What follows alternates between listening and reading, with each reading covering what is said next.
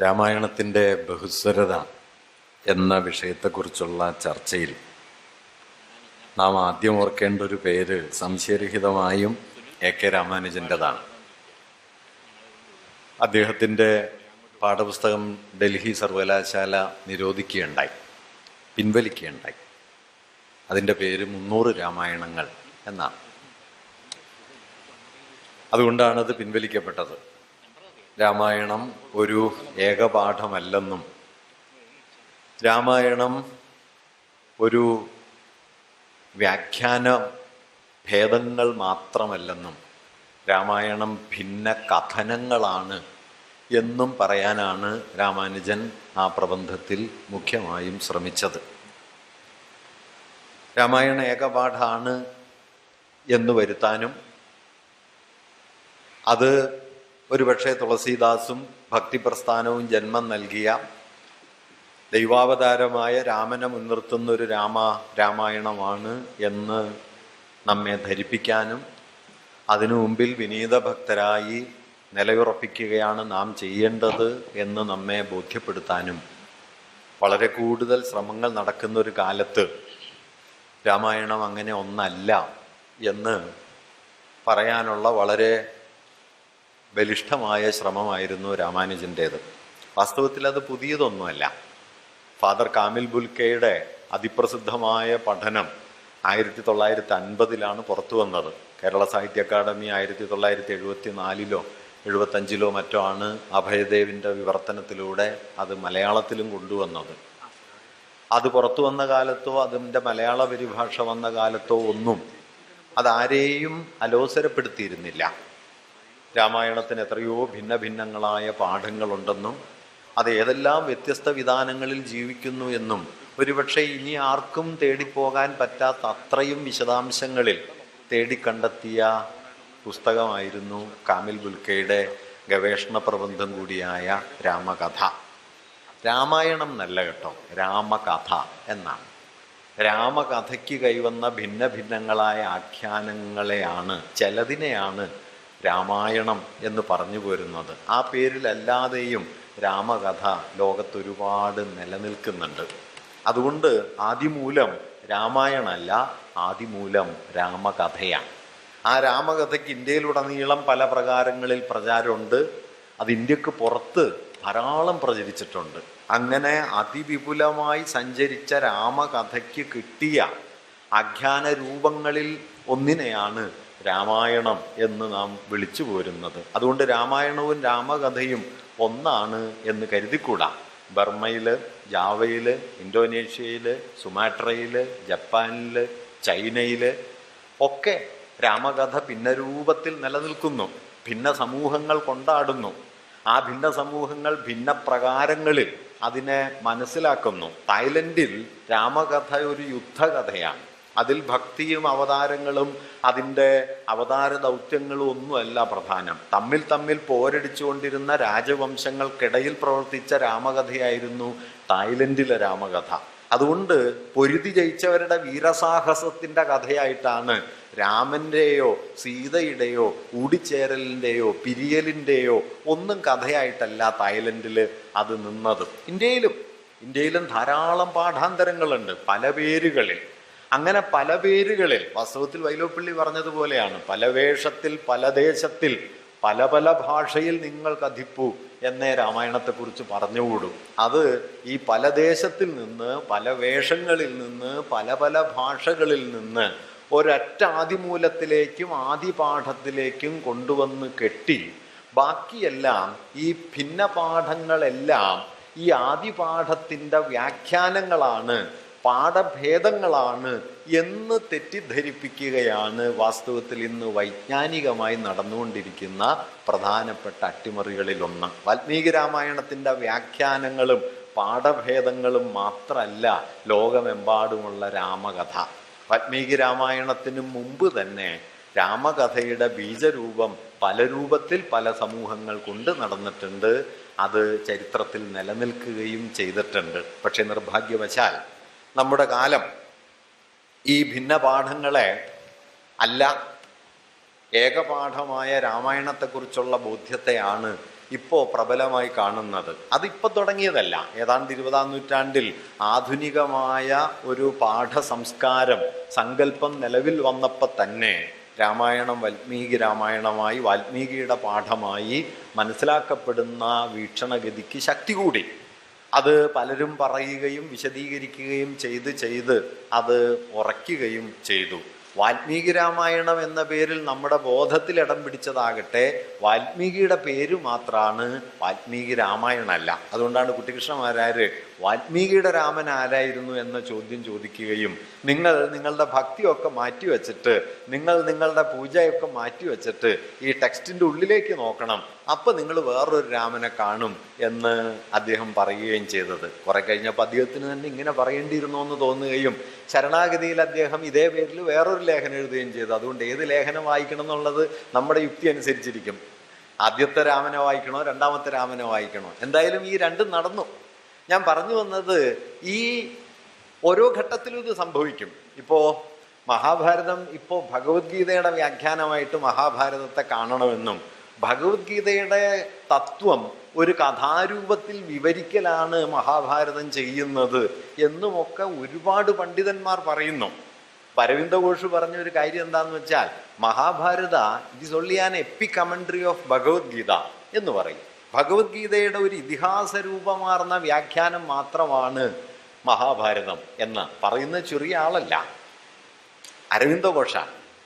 ഞാൻ അടുത്തിടയ്ക്ക് argumentative Indian വീണ്ടും വായിച്ചപ്പോൾ നിങ്ങൾ ശ്രദ്ധിച്ചിട്ടുണ്ടാവുമല്ലോ, അമർത്യാസൻ നമ്മൾ പ്രതീക്ഷിക്കാത്ത മട്ടിൽ, ഒരുപക്ഷെ ഒരു കൊല്ലം മുമ്പ് ആലോചിക്കാൻ പോലും ഇടയില്ലാത്ത മട്ടിൽ ഇന്ത്യയിൽ സെൻസർ ചെയ്യപ്പെട്ട ഒരാളായി കഴിഞ്ഞു. അതുകൊണ്ട് ഈ പ്രഭാഷണമൊക്കെ ഇനി എത്ര കാലം ബാക്കിയുണ്ടാവും എന്നുള്ളത് വളരെ പ്രധാനപ്പെട്ട കാര്യമാണ്. അമർത്യാസന് സംസാരിക്കാൻ പറ്റാത്ത ഒരു ഇന്ത്യ രൂപപ്പെട്ടിരിക്കുന്നു. അമർത്യാസൻ ആ പുസ്തകത്തിൽ ഇന്ത്യയുടെ അടിസ്ഥാന വിശേഷണമായിട്ട് എഴുതിയതാണ് ആർഗ്യുമെൻറ്റേറ്റീവാണ്. നിങ്ങൾ സംസാരിച്ചു കൊണ്ടേയിരിക്കുന്നു, നിങ്ങൾ ചോദ്യങ്ങൾ ചോദിച്ചുകൊണ്ടേയിരിക്കുന്നു. ഈ ചോദ്യങ്ങളിലൂടെ ഇന്ത്യ അതിൻ്റെ സെക്യുലർ ട്രഡീഷനെ, അതിൻ്റെ ഡെമോക്രാറ്റിക് ട്രഡീഷനെ ഒക്കെ രൂപപ്പെടുത്തിയെന്നാണ് ആ പുസ്തകത്തിൽ അദ്ദേഹം മുഖ്യമായും പറയുന്ന ഒരു കാര്യം. ആ അമർത്യാസൻ നിശബ്ദനാവുന്നു എന്നുള്ളതാണ് നമ്മൾ കാണേണ്ട ഒരു കാര്യം, നിശബ്ദനാക്കപ്പെടുന്നു എന്നുള്ളത്. അമർത്യാസൻ ഈ പുസ്തകത്തിൽ കൗതുകമുള്ളൊരു കാര്യം പറയുന്നുണ്ട്. നിങ്ങൾ ഭഗവത്ഗീത മുഴുവൻ വായിക്കൂ. ഭഗവത്ഗീത മുഴുവൻ വായിച്ചതിന് ശേഷം നിങ്ങൾ മഹാഭാരതത്തിലേക്ക് തിരിഞ്ഞു നോക്കൂ. മഹാഭാരതത്തിൽ ഗീതയിൽ കൃഷ്ണൻ പറഞ്ഞ ഉത്തരങ്ങളെക്കാൾ മഹാഭാരതത്തിൽ ഗീതയിൽ അർജുനൻ ചോദിച്ച ചോദ്യങ്ങളാണ് ജയിച്ചു നിൽക്കുന്നത്. സ്വജനം ഹി കഥം ഹത്വാ സുഖിനശ്യാമ മാധവ. ഈ കണ്ടവരെ മുഴുവൻ കൊന്നിട്ട് നേടുന്ന വിജയത്തിന് എന്തർത്ഥം കൃഷ്ണ എന്ന ചോദ്യം മഹാഭാരതത്തിന്റെ അവസാനമുണ്ട്. ഒരർത്ഥവും ഇല്ല. അദ്ദേഹം പറയുന്നുണ്ട്, കൃഷ്ണൻ പറഞ്ഞ എല്ലാ ഉത്തരവും പാഴായിപ്പോയി. ജയിച്ചത് അർജുനന്റെ ചോദ്യമാണ്. യുദ്ധം കൊണ്ടൊരർത്ഥമില്ല. അതുകൊണ്ട് അദ്ദേഹം പറയുന്നൊരു കൗതുകമുള്ള കാര്യം, ഇപ്പോ ഗീതയിലൂടെ മഹാഭാരതം വായിക്കുകയാണ് നാം പൊതുവെ ചെയ്യുന്നതെങ്കിൽ മഹാഭാരതത്തിലൂടെ ഗീത വായിക്കണം. അപ്പൊ നിങ്ങൾക്ക് മനസ്സിലാവും ഗീത പരാജയപ്പെട്ട ഒരു പുസ്തകമാണ്, ഗീത ജയിച്ചൊരു പുസ്തകമല്ല. ഈ ആത്മാവിൻ്റെ അനശ്വരതയെക്കുറിച്ചും ശരീരത്തിൻ്റെ നശ്വരതയെക്കുറിച്ചും ഒക്കെ പറഞ്ഞിട്ട് അന്തിമമായി നേടിയ യുദ്ധവിജയത്തിൻ്റെ അർത്ഥം എന്തായിരുന്നു? അത് സർവനാശം മാത്രമായിരുന്നു. ആ സർവനാശത്തിൻ്റെ കഥയാണ് മഹാഭാരതം പറഞ്ഞത്. ഞാൻ പറഞ്ഞു വന്ന എന്താന്ന് വെച്ച് കഴിഞ്ഞാൽ, ഇങ്ങനെ ഗീത കൊണ്ട് മറച്ചു വയ്ക്കപ്പെട്ട ഒരു മഹാഭാരതമുണ്ട്. അതുപോലെ ഈ ഭക്തിപ്രസ്ഥാനം ജന്മം നൽകിയ രാമായണ രാമപരിവേഷങ്ങൾ കൊണ്ട്, സങ്കല്പങ്ങൾ കൊണ്ട് മറച്ചു വയ്ക്കപ്പെട്ട രാമായണത്തിൻ്റെ ഒരു ബഹുജീവിതമുണ്ട്. ആ ബഹുജീവിതം വാസ്തവത്തിൽ നാം മനസ്സിലാക്കേണ്ടതാണ്. അത് വാൽമീകി രാമായണത്തെ നിഷേധിക്കാനോ രാമനെന്ന ഒരു വലിയ നായകന്റെ മഹത്വത്തെ അതിനെ മുൻനിർത്തി ഇന്ത്യക്കാർ വികസിപ്പിച്ചു കൊണ്ടുവന്ന വലിയ വലിയ ജീവിത സങ്കല്പങ്ങളെ, ധാർമ്മിക ബോധ്യങ്ങളെ, മൂല്യങ്ങളെ ഒക്കെ തകർക്കാനൊന്നും വേണ്ടിയിട്ടല്ല. പക്ഷെ അതുമാത്രമായിരുന്നില്ല രാമായണം എന്ന് മനസ്സിലാക്കാൻ വേണ്ടി. അതിനുള്ള വലിയ പരിശ്രമമായിരുന്നു വാസ്തവത്തിൽ ഈ എ കെ രാമാനുജൻ നടത്തിയത്. അദ്ദേഹം തൻ്റെ പഠനത്തിൽ കൗതുകമുള്ളൊരു കാര്യം പറയുന്നുണ്ട്. രാമായണത്തിൻ്റെ ബഹുത്വത്തെക്കുറിച്ച് പറയുമ്പോൾ എനിക്ക് ഒരിക്കലും തടുക്കാൻ കഴിയാത്തൊരു പ്രലോഭനം അധ്യാത്മരാമായണത്തിലെ ഒരു സന്ദർഭമാണ് എന്ന് അദ്ദേഹം പറയുന്നു. അതെന്താന്ന് വെച്ചാൽ, സീത രാമനോടൊപ്പം കാട്ടിൽ പോവാൻ തുനിയുന്നു. അപ്പോൾ രാമൻ അത് വിലക്കുന്നു. സീത പിന്നെയും താൻ രാമനോടൊപ്പം വരും എന്ന് പറയുന്നു. രാമൻ ശക്തമായി അത് വിലക്കുന്നു. അങ്ങനെ വിലക്കുന്ന സമയത്ത് സീത ചോദിക്കുന്ന ഒരു ചോദ്യമുണ്ട്. അത് എഴുത്തച്ഛനും അത് എഴുതിയിട്ടുണ്ട്. ആ ചോദ്യം ഇങ്ങനെയാണ്: രാമായണങ്ങൾ പലതും കവിവര രാമോദമോടെ പറഞ്ഞു കേൾപ്പുണ്ടു ഞാൻ, ജാനകിയോട് കൂടാതെ രഘുവരൻ കാനനവാസത്തിനെന്നു പോയിട്ടുള്ളൂ. രാമായണങ്ങൾ പലതും കവിവര രാമോദമോടെ പറഞ്ഞു കേൾപ്പുണ്ടു ഞാൻ. എത്രയോ രാമായണങ്ങൾ ഞാൻ പാടിക്കേട്ടു. അതിലെവിടെയെങ്കിലും സീതയുടെ കൂടെയല്ലാതെ രാമൻ കാട്ടിൽ പോയോ? സീതയുടെ കൂടെയല്ലാതെ കാട്ടിൽ പോയ രാമന്റെ കഥ ഏതെങ്കിലും രാമായണത്തിൽ നീ കേട്ടോ എന്ന് ചോദിച്ചത് അധ്യാത്മരാമായണം എഴുതിയ കവിയാണ്. അതുകൊണ്ട് അധ്യാത്മരാമായണ കാലമാകുമ്പോഴേക്കും രാമായണങ്ങൾ പലതും കവിവര രാമോദമോടെ പറഞ്ഞു, അത് കേട്ടു. ഇങ്ങനെ കവിവരർ പാടിപ്പൊലിപ്പിച്ച രാമായണത്തെക്കുറിച്ച് നമ്മുടെ മുമ്പിലുള്ള അധ്യാത്മരാമായണം തന്നെ പറഞ്ഞിട്ടുണ്ട്. എത്രയോ രാമായണങ്ങൾ വാസ്തവത്തിൽ ഭിന്ന ഭിന്നങ്ങളായ ഇതിനെക്കുറിച്ച് പറയുന്നുണ്ട്. ഇപ്പോൾ ഒരു നാടോടി കഥ രാമാനുജൻ ഉദ്ധരിക്കുന്നുണ്ട്. രാമാനുജൻ പറയുന്നത്, മഹായുദ്ധത്തിനെല്ലാം ശേഷം, രാമനും രാവണനും തമ്മിൽ അരങ്ങേറിയ മഹായുദ്ധത്തിന് ശേഷം ഹനുമാൻ ഒരു മലമുകളിലിരുന്ന് എഴുതിയതാണ് രാമായണം. ഒരു നാടോടി കഥയാണ്. രാമായണത്തെക്കുറിച്ച് അങ്ങനെ നൂറുകണക്കായ നാടോടി ഐതിഹ്യങ്ങളുണ്ട് കേട്ടോ. അതിലൊന്ന് ഹനുമാൻ എഴുതിയതാണ് രാമായണം. അങ്ങനെ എഴുതിയിട്ട് ഹനുമാൻ അത് പലതായി ചീന്തി എറിഞ്ഞു അത്രേ. അങ്ങനെ പലതായി ചീന്തി എറിഞ്ഞതിൽ ഒരു ഭാഗമാണ് നമ്മുടെ രാമായണമായി നമുക്ക് മുമ്പിലുള്ളത്. അത് രാമായണത്തിൻ്റെ ഒരു ചെറിയ ഭാഗം. ഇത് ഇന്ത്യയിൽ പ്രചരിക്കുന്ന രാമായണ ഐതിഹ്യങ്ങളിൽ ഒന്നാണ്. അതുകൊണ്ട് ഇന്നറിയുന്നതിൻ്റെ പല മടങ്ങ് വലിപ്പത്തിലുള്ള ഒരു രാമായണം ഉണ്ടായിരുന്നു എന്നൊരു നാടോടി ഐതിഹ്യം. ഇത് രാമായണത്തിന് മാത്രമല്ല, മഹാഭാരതത്തിനുണ്ട് ഇതുപോലെ. ഇപ്പം മഹാഭാരതം അടുത്ത കാലത്ത് MT വാസുദേവൻ നായർ രണ്ടാം ഊഴത്തിന് മഹാഭാരതം എന്ന് പേരിടാമോ എന്ന വലിയൊരു ചോദ്യം വന്നല്ലോ. എന്തോ ഗഹനമായ പ്രശ്നമാണ് എന്ന മട്ടിൽ. നോക്കൂ, മഹാഭാരതം എന്ന പേരിൽ നാം ഇന്ന് അറിയുന്നതിൽ ഏതാണ് മഹാഭാരതം? ഇപ്പൊ വ്യാസൻ തന്നെ മഹാഭാരതത്തിൽ പറയുന്ന ഒരു കാര്യം എന്താണെന്ന് വെച്ചാൽ, അദ്ദേഹത്തിൻ്റെ 5 ശിഷ്യന്മാരെ അദ്ദേഹം മഹാഭാരതം പഠിപ്പിച്ചു എന്നാണ്. വൈശമ്പായനൻ, അദ്ദേഹത്തിൻ്റെ മകനായ ശുഗൻ, സുമന്തു, പൈലൻ, അതുപോലെ ജൈമിനി, ഇങ്ങനെ 5 പേരെ. അതിൽ വൈശമ്പായനനാണ് ജനമേജയന്റെ സർപ്പസത്രവേദിയിൽ വന്ന് മഹാഭാരതം ആലപിച്ചത്. ആ മഹാഭാരത പാഠമാണ് അവിടെ ഉണ്ടായിരുന്ന ഉഗ്രസ്രവസ് കേട്ട് പിന്നെ ശൗനകാദി മുനിമാരോട് പാടിക്കൊടുത്തുവെന്നും അതാണ് നാം കേൾക്കുന്നത് എന്നുമൊക്കെയാണ് ഐതിഹ്യം. ഇങ്ങനെ ഒരു പാഠമാണ് നമ്മുടെ മുമ്പിലുള്ളതെങ്കിലും വളരെ ശ്രദ്ധിക്കേണ്ട ഒരു കാര്യം, വ്യാസശിഷ്യനായ ജൈമിനിയുടെ മഹാഭാരത പാഠം ലഭ്യമാണ്. പൂർണ്ണരൂപത്തിലല്ല, അതിൻ്റെ അശ്വമേധപർവം. അശ്വമേധപർവം ജൈമിനി വ്യാസശിഷ്യനാണ്. വ്യാസശിഷ്യനായ ജൈമിനിയുടെ മഹാഭാരതത്തിൽ അശ്വമേധപർവത്തിൽ നോക്കിയാൽ അശ്വമേധപർവത്തിലെ നായകന്മാർ കൗരവരാണ്, പാണ്ഡവരല്ല. വ്യാസശിഷ്യന്റെ കഥയാണ് കേട്ടോ, കൗരവരാണ്. കൗരവരെ കേന്ദ്ര കഥാപാത്രമാക്കിക്കൊണ്ടാണ് ഈ ജൈമിനിയുടെ മഹാഭാരതം നിലനിൽക്കുന്നത്. പാണ്ഡവ കേന്ദ്രിതമല്ല, കൃഷ്ണ കേന്ദ്രിതമല്ല. അതുകൊണ്ട് വ്യാസന്റെ കാലത്ത് തന്നെ മഹാഭാരതത്തിന് ഈ ഭിന്ന പാഠങ്ങളിലൊരു ചരിത്രമുണ്ട്. ഈ ഹനുമാൻ ഒരു മഹാഗ്രന്ഥം എഴുതി, അത് പലതായി ചിന്തി എറിഞ്ഞ് അതിലൊരു കഷ്ണം നമുക്ക് ലഭിച്ച രാമായണമായി എന്നതുപോലെ മറ്റൊരു ഐതിഹ്യം മഹാഭാരതത്തെ മുൻനിർത്തിയുമുണ്ട്. അതെന്തെന്ന് വെച്ചാൽ 60 ലക്ഷം ശ്ലോകങ്ങളുള്ള ഒരു മഹാഗ്രന്ഥമാണ് ഈ വ്യാസൻ എഴുതിയതെന്നും അതിൽ 30 ലക്ഷം ദേവന്മാർക്ക് വേണ്ടി, 15 ലക്ഷം ഗന്ധർവന്മാർക്ക് വേണ്ടി, 14 ലക്ഷം യക്ഷന്മാർക്കും രാക്ഷസന്മാർക്കും വേണ്ടി, 1 ലക്ഷം മനുഷ്യന് വേണ്ടി എന്നാണ്. മനുഷ്യൻ 1 ലക്ഷമായത് നമ്മുടെ ഒരു ആശ്വാസം. എന്നിട്ട് തന്നെ ഇത് പറഞ്ഞു തീരണില്ല. 60 ലക്ഷമായിരുന്നെങ്കിൽ നമ്മൾ എന്ത് ചെയ്തേനെ? 1 ലക്ഷം മനുഷ്യന് വേണ്ടി. ഞാൻ പറയുന്നത് എന്തുകൊണ്ടാണ് ഇങ്ങനെയുള്ള ഐതിഹ്യങ്ങൾ ഉണ്ടാവുന്നത്? 60 ലക്ഷമാണ്, ഹനുമാൻ എഴുതിയിട്ട് ചിന്തി എറിഞ്ഞതിൽ ഒരു കഷ്ണമാണ് എന്നൊക്കെയുള്ള ഐതിഹ്യങ്ങളുടെ പുറകിലുള്ള താല്പര്യം എന്താണ്? നമ്മുടെ കയ്യിൽ വന്ന പാഠങ്ങളുടെ ഒരു പാഠത്തിലല്ല ഈ കൃതി നിൽക്കുന്നത്. അനന്തമായ പാഠങ്ങൾ, പാഠാന്തരങ്ങൾ ഈ കൃതികളെ ചുറ്റിപ്പറ്റി ഉണ്ട് എന്ന തിരിച്ചറിവിന് പ്രതീകാത്മകമായ ഒരു ആവിഷ്കാരം നൽകുന്നതാണ് വാസ്തവത്തിൽ ഇത്തരം കഥകളൊക്കെ. ഇതൊരു പാഠമല്ല, അനന്തമാണ്. അതുകൊണ്ട് നിങ്ങൾ കാണുന്ന ഏതു പാഠവും വ്യാസൻ എഴുതിയ ഈ 60 ലക്ഷത്തിൽ എവിടെയെങ്കിലും വരും. നിങ്ങൾ കാണുന്ന ഏത് രാമായണവും ഹനുമാൻ എഴുതി ചിന്തി എറിഞ്ഞതിൻ്റെ ഏതോ ഭാഗമായി തീരും എന്ന് പ്രാചീനമായ ഒരു വിവേകം, പ്രാചീനമായ ഒരു വകതിരിവ് നമ്മുടെ പൂർവിക സമൂഹം വച്ചു പുലർത്തിയതാണ് ഈ പെരുപ്പങ്ങളെക്കുറിച്ചുള്ള ഐതിഹ്യ രൂപങ്ങളായി നമ്മുടെ മുമ്പിൽ വരുന്നത്. അതുകൊണ്ട് ഞാൻ പറയുന്നത് എന്താണെന്ന് വെച്ച് കഴിഞ്ഞാൽ, രാമായണത്തിൻ്റെ ഉൽപ്പത്തിയെക്കുറിച്ചുള്ള ഇത്തരം നാടോടി ഐതിഹ്യങ്ങളിൽ തന്നെ മഹാഭാരതത്തിൻ്റെ 60 ലക്ഷം ശ്ലോകങ്ങൾ വരുന്ന ബൃഹദ് രൂപത്തെക്കുറിച്ചുള്ള സങ്കല്പത്തിൽ തന്നെ വാസ്തവത്തിൽ ഈ കൃതികളുടെ അതിവിപുലമായ ഒരു ജീവിതം സൂചിതമാകുന്നുണ്ട്. അതിൻ്റെ ഏകാത്മകതയെക്കുറിച്ചുള്ള നമ്മുടെ ധാരണകളെ ആ കൃതികൾ തന്നെ നിരസിക്കുന്നതിൻ്റെ തെളിവാണ് വൈശമ്പായന പാഠത്തിന് സമാന്തരമായുള്ള ജൈമിനിയുടെ പാഠവും, അതുപോലെ അധ്യാത്മരാമായണം സ്വയമേവ പറയുന്ന രാമായണങ്ങൾ പലതും കവിവര രാമോദമോടെ പറഞ്ഞു എന്ന അധ്യാത്മരാമായണത്തിലെ തന്നെ പ്രസ്താവനയും ഞാൻ പറഞ്ഞു വരുന്നത്.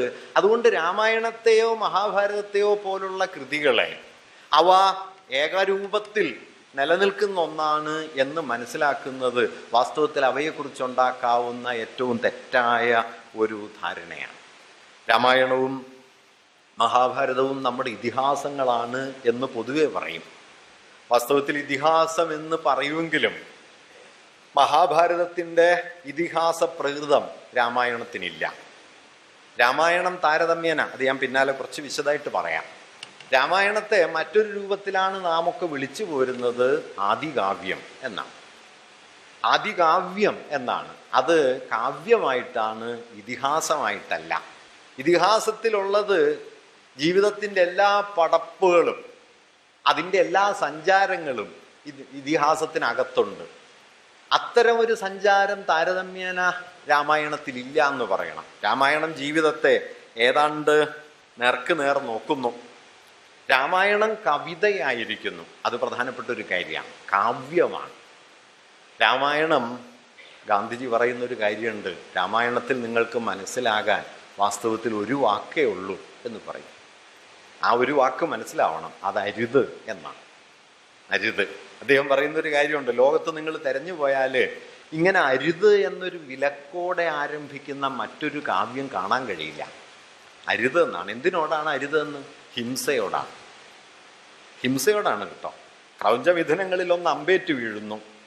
കാട്ടാളനായ രത്നാകരൻ അത് കാണുന്നു. കാട്ടാളൻ കവിയായിത്തീരുന്നു. കാട്ടാളനെ കവിയാക്കിയത് കരുണയാണ്. ആ കാരുണ്യത്തിൻ്റെ പ്രവാഹമാണ് കവിതയായി തീർന്നത്. കവിയെക്കുറിച്ചുള്ള ഇന്ത്യയുടെ ഏറ്റവും വലിയ നിർവചനം വന്നത് ഇവിടെ നിന്നാണ്. കാളിദാസന്റെ രുദിതാനുസാരി കവി. കരച്ചിലിൻ്റെ പുറകെയുള്ള പോക്കാണ് കവിത. കരുണയുടെ സഞ്ചാരമാണ്. വാസ്തവത്തിൽ ഇന്ന് രാമായണത്തിൻ്റെ പേരിൽ നമുക്ക് ഏറ്റവും നഷ്ടം വന്ന മൂല്യവും ഈ കരുണയാണ്. കരുണ നഷ്ടം വന്നു. ഈ കാരുണ്യത്തിൻ്റെ അനുഭവം നഷ്ടം വന്നു. അതുകൊണ്ടായി ഉത്തരരാമായണത്തിൽ എത്തുമ്പോഴേക്കും രാമന്റെ കഥ പറഞ്ഞ് തുടങ്ങി ഉത്തരരാമായണത്തിൽ എത്തുമ്പോഴേക്കും വാൽമീകി സീതയുടെ കഥയാവും പറയും. കാരണം സീതയെ അഗ്നിപരീക്ഷയ്ക്ക് വിധേയയാക്കാൻ തുടങ്ങുന്നതോടെ വാൽമീകി രാമനെ വിടും.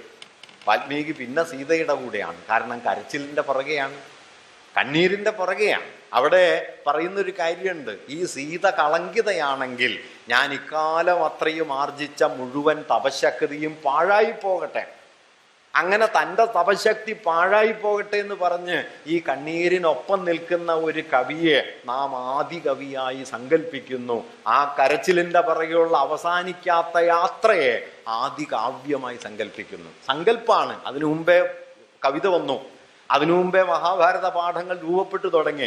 പക്ഷെ ഇതിനേക്കാൾ ഗംഭീരമായ ഒരു ആദികാവ്യ സങ്കല്പം സാധ്യമല്ല. കരച്ചിലിൻ്റെ പിന്നാലെ അങ്ങനെ കരുണയുടെ കവിതയായിട്ട് ഇത് മാറിത്തീർന്നു എന്നതാണ് വാസ്തവത്തിൽ ഈ ആദികാവ്യം എന്ന സങ്കല്പത്തിലുള്ള ഒരു വലിയ ആശയം. ആദ്യ ശ്ലോകം ജനിക്കുന്നു. ശ്ലോകമെന്ന വാക്ക് തന്നെ പലപ്പോഴും വിശദീകരിക്കപ്പെടാറുള്ളത് ശോകത്തിൽ നിന്ന് ജനിച്ചു, ദുഃഖത്തിൽ നിന്ന് ജനിച്ചു. ആദ്യ ശ്ലോകത്തെക്കുറിച്ച് വേറൊരു ശ്ലോകമുണ്ട് കേട്ടോ. യസ്യ ശോകാത് സമുത്പന്നം ശ്ലോകം ബ്രഹ്മാഭിപൂജതി. ഏതു ദുഃഖത്തിൽ നിന്നാണോ ഈ ആദ്യ ശ്ലോകം ജനിച്ചത് അതിനെ ബ്രഹ്മാവ് പോലും പൂജിക്കും. പ്രപഞ്ച സൃഷ്ടാവായ ബ്രഹ്മാവിന് വണങ്ങാനുള്ളത് എന്താണ്? അത് ഈ ശോകത്തെയാണ്. ഒരു കിളി വീഴുന്നു, കാട്ടാളനത് കാണുന്നു, കാട്ടാളൻ കവിയായിത്തീരുന്നു. കരുണയാണ്. കരുണയിലാണ് ദൈവം, കരുണയിലാണ് ഈശ്വരം, കരുണയിലാണ് മോക്ഷം. അതുകൊണ്ടാണ് നാരായണൂർ അവസാനം ദൈവത്തെ അനുകമ്പ എന്ന് വിളിച്ചത്. അനുകമ്പാ ദശകം. ഒരു പീഡ എറുമ്പിനും വരുത്തരുത് എന്ന അനുകമ്പയും സദാ കരുണാകര നൽകുകുള്ളിൽ നിൻ തിരുമൈ വിട്ടകലാത്ത ചിന്തയും. കരികമ്പയാണ്. ഈ അനുകമ്പ ഇവിടെ നിന്ന് തുടങ്ങുന്നതല്ല, അത് വലിയ ഒരാശയത്തിൻ്റെ അലയാണ്. അത് ബുദ്ധനിൽ നിന്ന് തുടങ്ങുന്നു. രാമായണത്തിൽ അലയടിക്കുന്നു, അശോകനിൽ പടരുന്നു, ഇന്ത്യയുടെ ചരിത്രത്തിൽ പലയിടങ്ങളിലും അത് ജനിക്കുന്നു, ഭക്തകവികൾ പറയുന്നു. അങ്ങനെ പലരിലൂടെ സഞ്ചരിച്ച് ഇന്ത്യ ജന്മം നൽകിയ ഏറ്റവും മഹിതമായ ഒരാശയം നാരായണ ഗുരുവിൽ എത്തുന്നു. ഒരു പീഡ എറുമ്പിനും വരുത്തരുത്. ദൈവദശകത്തിലെ അവസാന ഭാഗത്ത് നിങ്ങളൊരു കാണും, ജയിക്കുക മഹാദേവ, ജയിക്കുക ദയാസിന്ധോ ദീനാവനപരായണ. ദയാസിന്ധു എന്ന് ദൈവത്തെ അഭിസംബോധന ചെയ്യുന്നത് ഈ പ്രാചീനമായ കാരുണ്യത്തെക്കുറിച്ചുള്ള ഓർമ്മയുടെ ഇങ്ങേ അറ്റത്തെ ഒരു അലയായിട്ടാണ്. ഈ അലയുടെ ഉള്ളിലാണ് രാമായണം നിൽക്കുന്നതെന്നാണ് ഞാൻ പറഞ്ഞത്. ഈ അലയ്ക്കുള്ളിലാണ്. രാമായണം ചരിത്രപരമായി ബുദ്ധന് ശേഷം എഴുതപ്പെട്ട കാലമാണ്. ചരിത്രകാരന്മാർ പൊതുവെ പറയുന്നത് മൗര്യ സാമ്രാജ്യമുണ്ടാക്കിയ പ്രശാന്തതയുടെയും സ്വച്ഛതയുടെയും ഒരു ഘട്ടത്തിലാണ് രാമായണം എഴുതപ്പെട്ടത്. അതിൻ്റെ പ്രധാനപ്പെട്ട ആശയ ക്രോഡീകരണങ്ങളൊക്കെ നടന്നത് ആദർശനിഷ്ഠമായ, വളരെ വളരെ ഭദ്രമായ, ധർമ്മബദ്ധമായ ജീവിതത്തെക്കുറിച്ചുള്ള വാൽമീകിയുടെ ഭാവനയുടെ പ്രഭവം മൗര്യ സാമ്രാജ്യത്തിൻ്റെ ധർമ്മദീക്ഷയായിരുന്നു എന്ന് പൊതുവെ കരുതുന്നുണ്ട്. മഹാഭാരതം അതല്ല. മഹാഭാരതം മൗര്യ സാമ്രാജ്യത്തിൻ്റെ പതനത്തിന് ശേഷമുണ്ടായ ശാകന്മാര്, കുശാനന്മാര്, ഇൻഡോ പാർത്തിയന്മാര്, ബാക്ട്രിയൻ ഗ്രീസുകാർ തുടങ്ങിയ നാനാവിഭാഗങ്ങളുടെ കടന്നുവരവുകൾ, അത് ഉത്തരഭാരതത്തിലുണ്ടായ വലിയ കലക്കങ്ങൾ, ബ്രാഹ്മണധർമ്മവും ബുദ്ധധർമ്മവും തമ്മിലുള്ള വലിയ സംഘർഷങ്ങൾ, കുലഗോത്ര പാരമ്പര്യങ്ങൾ തമ്മിലുള്ള ഏറ്റുമുട്ടലുകൾ, ആഭീരകന്മാരെ പോലെ പുറമേ നിന്ന് വന്ന ഗോത്രവിഭാഗങ്ങൾ, ഉത്തരഭാരതത്തിൽ നടത്തിയ പടപാച്ചിലുകൾ, ഇതെല്ലാം ചേർന്നുണ്ടാക്കിയ വലിയ കലക്കത്തിൻ്റെ നടുവിലാണ് മഹാഭാരതം രചിക്കപ്പെട്ടത്. ഈ കലക്കം മഹാഭാരതത്തിൽ ഉടനീളം കാണാം. ഒന്നും തെളിയുന്നില്ല, തെളിയുന്നിടത്തൊക്കെ വീണ്ടും കലങ്ങും. രാമായണം പക്ഷേ തുടക്കം മുതൽ ഒരു ധർമ്മദീക്ഷയുടെ ശരിയും തെറ്റും കറുപ്പും വെളുപ്പും പോലെ വേർതിരിഞ്ഞ് നിൽക്കുന്ന ഒരു കാലത്തെയാണ് പൊതുവെ പറഞ്ഞു കഴിഞ്ഞാൽ രാമായണം അടയാളപ്പെടുത്തുന്നത്. അതുകൊണ്ട് ചരിത്രപരമായി രാമായണം ബുദ്ധനും ശേഷം വന്ന, ഒരുപക്ഷെ മൗര്യ സാമ്രാജ്യത്തിൻ്റെ ഘട്ടത്തിലെ പ്രശാന്തതയോട് ബന്ധപ്പെട്ട് നിലവിൽ വന്ന ഒരാശയമണ്ഡലത്തെ ഉൾക്കൊള്ളുന്നുണ്ട് എന്നൊക്കെ നമുക്ക് വേണമെങ്കിൽ പറയാം. എന്തായാലും ഇങ്ങനെ ബുദ്ധനിൽ ആരംഭിക്കുന്ന ഇന്ത്യയുടെ ജീവിത ചരിത്രത്തിലെ അതിപ്രധാനമായ ഒരു മൂല്യത്തെ ആദ്യ വാക്കിൽ സംഗ്രഹിച്ചുകൊണ്ടാണ് രാമായണം നിലനിൽക്കുന്നത്. ഗാന്ധിയുടെ ഭാഷയിൽ പറഞ്ഞാൽ ആ ആദ്യ വാക്കിലാണ് രാമായണം. അതുകൊണ്ട് ഞാൻ ഏറ്റവും അവസാനം പറയാൻ വെച്ച ഒരു കാര്യം കൂടി ഇപ്പൊ പറയാം. ഗാന്ധിജി രാമനെ കണ്ടത് എന്തായിട്ടാണ് എന്ന് ചോദിച്ചാൽ മര്യാദാ പുരുഷോത്തം, മര്യാദരാമൻ. അതായിരുന്നു ഗാന്ധിജിക്ക്. നമ്മുടെ ഭാഷയിൽ അങ്ങനെ ഒരു വാക്കുണ്ടായി, മര്യാദരാമൻ. പിന്നെ അതൊരു സിനിമാ പേരായി കേട്ടോ. അങ്ങനെയാണ്. ഫസ്റ്റസ് ട്രാജഡി ദെന്നസ് ഫാൾസ് എന്നാണ് മാർക്സ് പറഞ്ഞത്. ആദ്യം ദുരന്തമായി വരും, പിന്നെ കോമാളിത്തമായിട്ട് വരും. എല്ലാം അങ്ങനെയാണ്. മര്യാദരാമൻ, മര്യാദാ പുരുഷോത്തം. ഗാന്ധിജി പറയണ്ട ആരാണ് രാമൻ. വലിയ വാക്യങ്ങളാണ് ഗാന്ധിജി പറയുന്നുണ്ട്. എൻ്റെ രാമൻ അയോധ്യയിലെ രാജാവല്ല, ദശരഥപുത്രനല്ല, സീതാപതിയല്ല. എൻ്റെ രാമൻ എൻ്റെ മനസ്സിലെ അവസാനമില്ലാത്ത സത്യബോധത്തിൻ്റെ പ്രതീകമാണ്. സത്യബോധം, അവസാനമില്ലാത്ത സത്യബോധം. ആ അവസാനമില്ലാത്ത സത്യബോധമാണ് രാമൻ. രാമൻ എന്നുള്ള വാക്കിലുണ്ടല്ലോ, ആരാണ്? ലോകാനന്ദകാരിയാണ്, ലോകാരാമനാണ്. ത്യാഗരാജൻ ഹൃദയലിഞ്ഞു പാടും ജഗദാനന്ദകാരക. ആ വാക്കൊക്കെ കേൾക്കേണ്ടതാണ്. ജഗദാനന്ദകാരക. ഈ ലോകത്തിന് മുഴുവൻ, പഞ്ചരത്ന കൃതികളിലൊന്നാണല്ലോ, ജഗദാനന്ദകാരകനായിട്ട് വരും. ലോകത്തിന് മുഴുവൻ ആനന്ദം പകരും. ഈ ആനന്ദം കൊണ്ട് നിങ്ങൾ രാമനായി തീരും. ഈ രാമന്റെ കഥയാണ് രാമായണം.